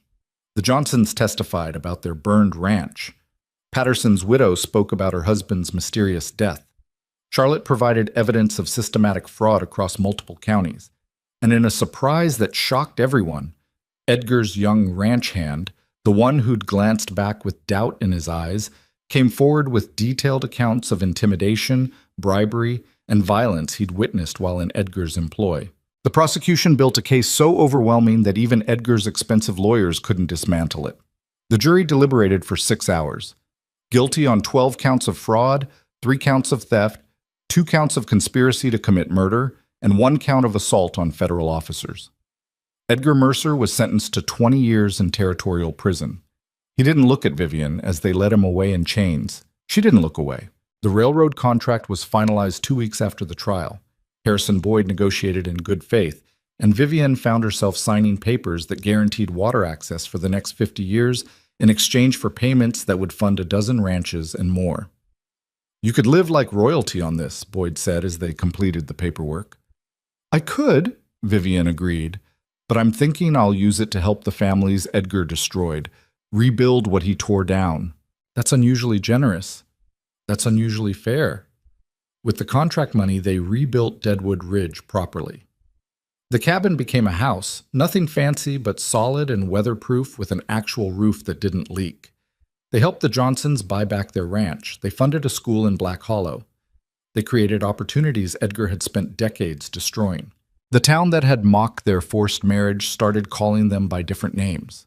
The stubborn couple, the ones who fought back, the people who proved Edgar Mercer wasn't invincible. Vivian preferred to think of them as simply surviving, and maybe, eventually, living. 6 months after the trial, on a warm evening with the sun setting over the red rocks, Vivian sat on the porch of their rebuilt home, watching Silas work on something at the table beside her. He was carving wood, she realized, careful, precise cuts shaping what looked like a small horse. "What's that for?" she asked. Silas looked up, and she saw something in his expression she'd never seen before. Nervousness, maybe. Or hope. "For the future," he said quietly. Vivian felt her breath catch. What future? The one where we're not just surviving anymore, where we're actually living. He set down the carving tool. "I know this started as something forced, marriage out of necessity, partnership out of desperation, but somewhere along the way it became something else. For me, anyway." "For me too," Vivian said softly. "Yeah?" "Yeah." She reached for his hand, scarred and calloused from work. "You gave me something no one else ever had. Choice, freedom, the chance to be myself instead of what someone else needed. You gave me the same thing, reminded me why surviving matters." They sat in silence for a while, hands linked, watching the last light fade from the sky. In the distance, a train whistle echoed, locomotives using the water tower they'd built over Vivian's spring, carrying people and goods across territory that Edgar had once tried to control completely. "Do you ever think about him?" Silas asked. "About Edgar?" "Sometimes. I wonder if he understands yet. If he knows that trying to control everything meant he ended up with nothing. Probably still thinks he'll win somehow." "Let him think it. Reality's already proven him wrong." The carving sat on the table between them, half-finished but recognizable. A gift for a child who didn't exist yet but might someday, in a future neither of them had planned but both were choosing. Because that was the thing about freedom, Vivian had learned. It wasn't about escaping from something. It was about running towards something worth having, worth fighting for, worth building with your own scarred hands and stubborn heart. Years later, people would tell stories about the forced bride of Deadwood Ridge, about the woman who refused to surrender and the mountain man who stood beside her, about how they took worthless land and turned it into prosperity, about how they faced down a tyrant and won. But those stories missed the truth. The real story wasn't about winning, it was about choosing courage over comfort, choosing partnership over control, choosing to believe that broken people could build something whole if they were brave enough to try. On warm summer evenings, Vivian would sit on that porch with Silas beside her, sometimes with children running through the dust, sometimes with visitors from town, always with the sound of trains in the distance, reminding her how far they'd come. And she would remember standing in that jail cell, angry and desperate, being forced into a marriage she never wanted. She would remember thinking her life was over. She would remember being so completely beautifully wrong. Because her life hadn't ended in that jailhouse. It had finally, impossibly, begun. The frontier was harsh and unforgiving, full of people who took what they wanted through force and fear. But it was also full of spaces where broken people could rebuild themselves into something stronger than what had tried to break them. Vivian and Silas became proof of that. Not perfect, not without scars, not smoothly or easily, but real.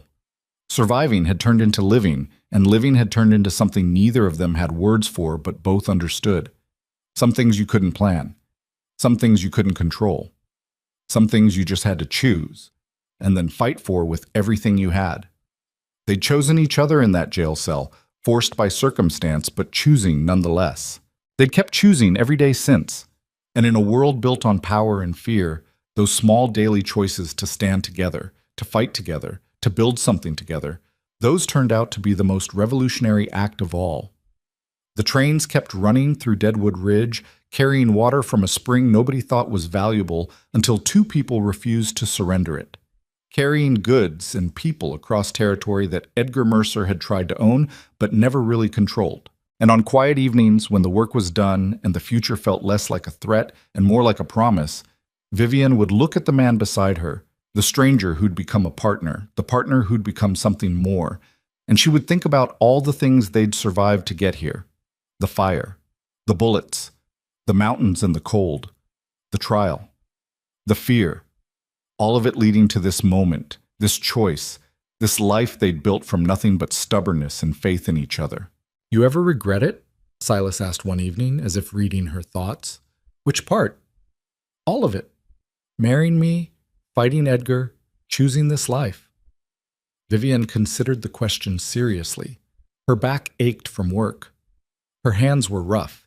She'd traded the comfortable prison of Edgar's house for the constant challenge of frontier survival. "No," she said simply. "Not for a second. Even when it's hard.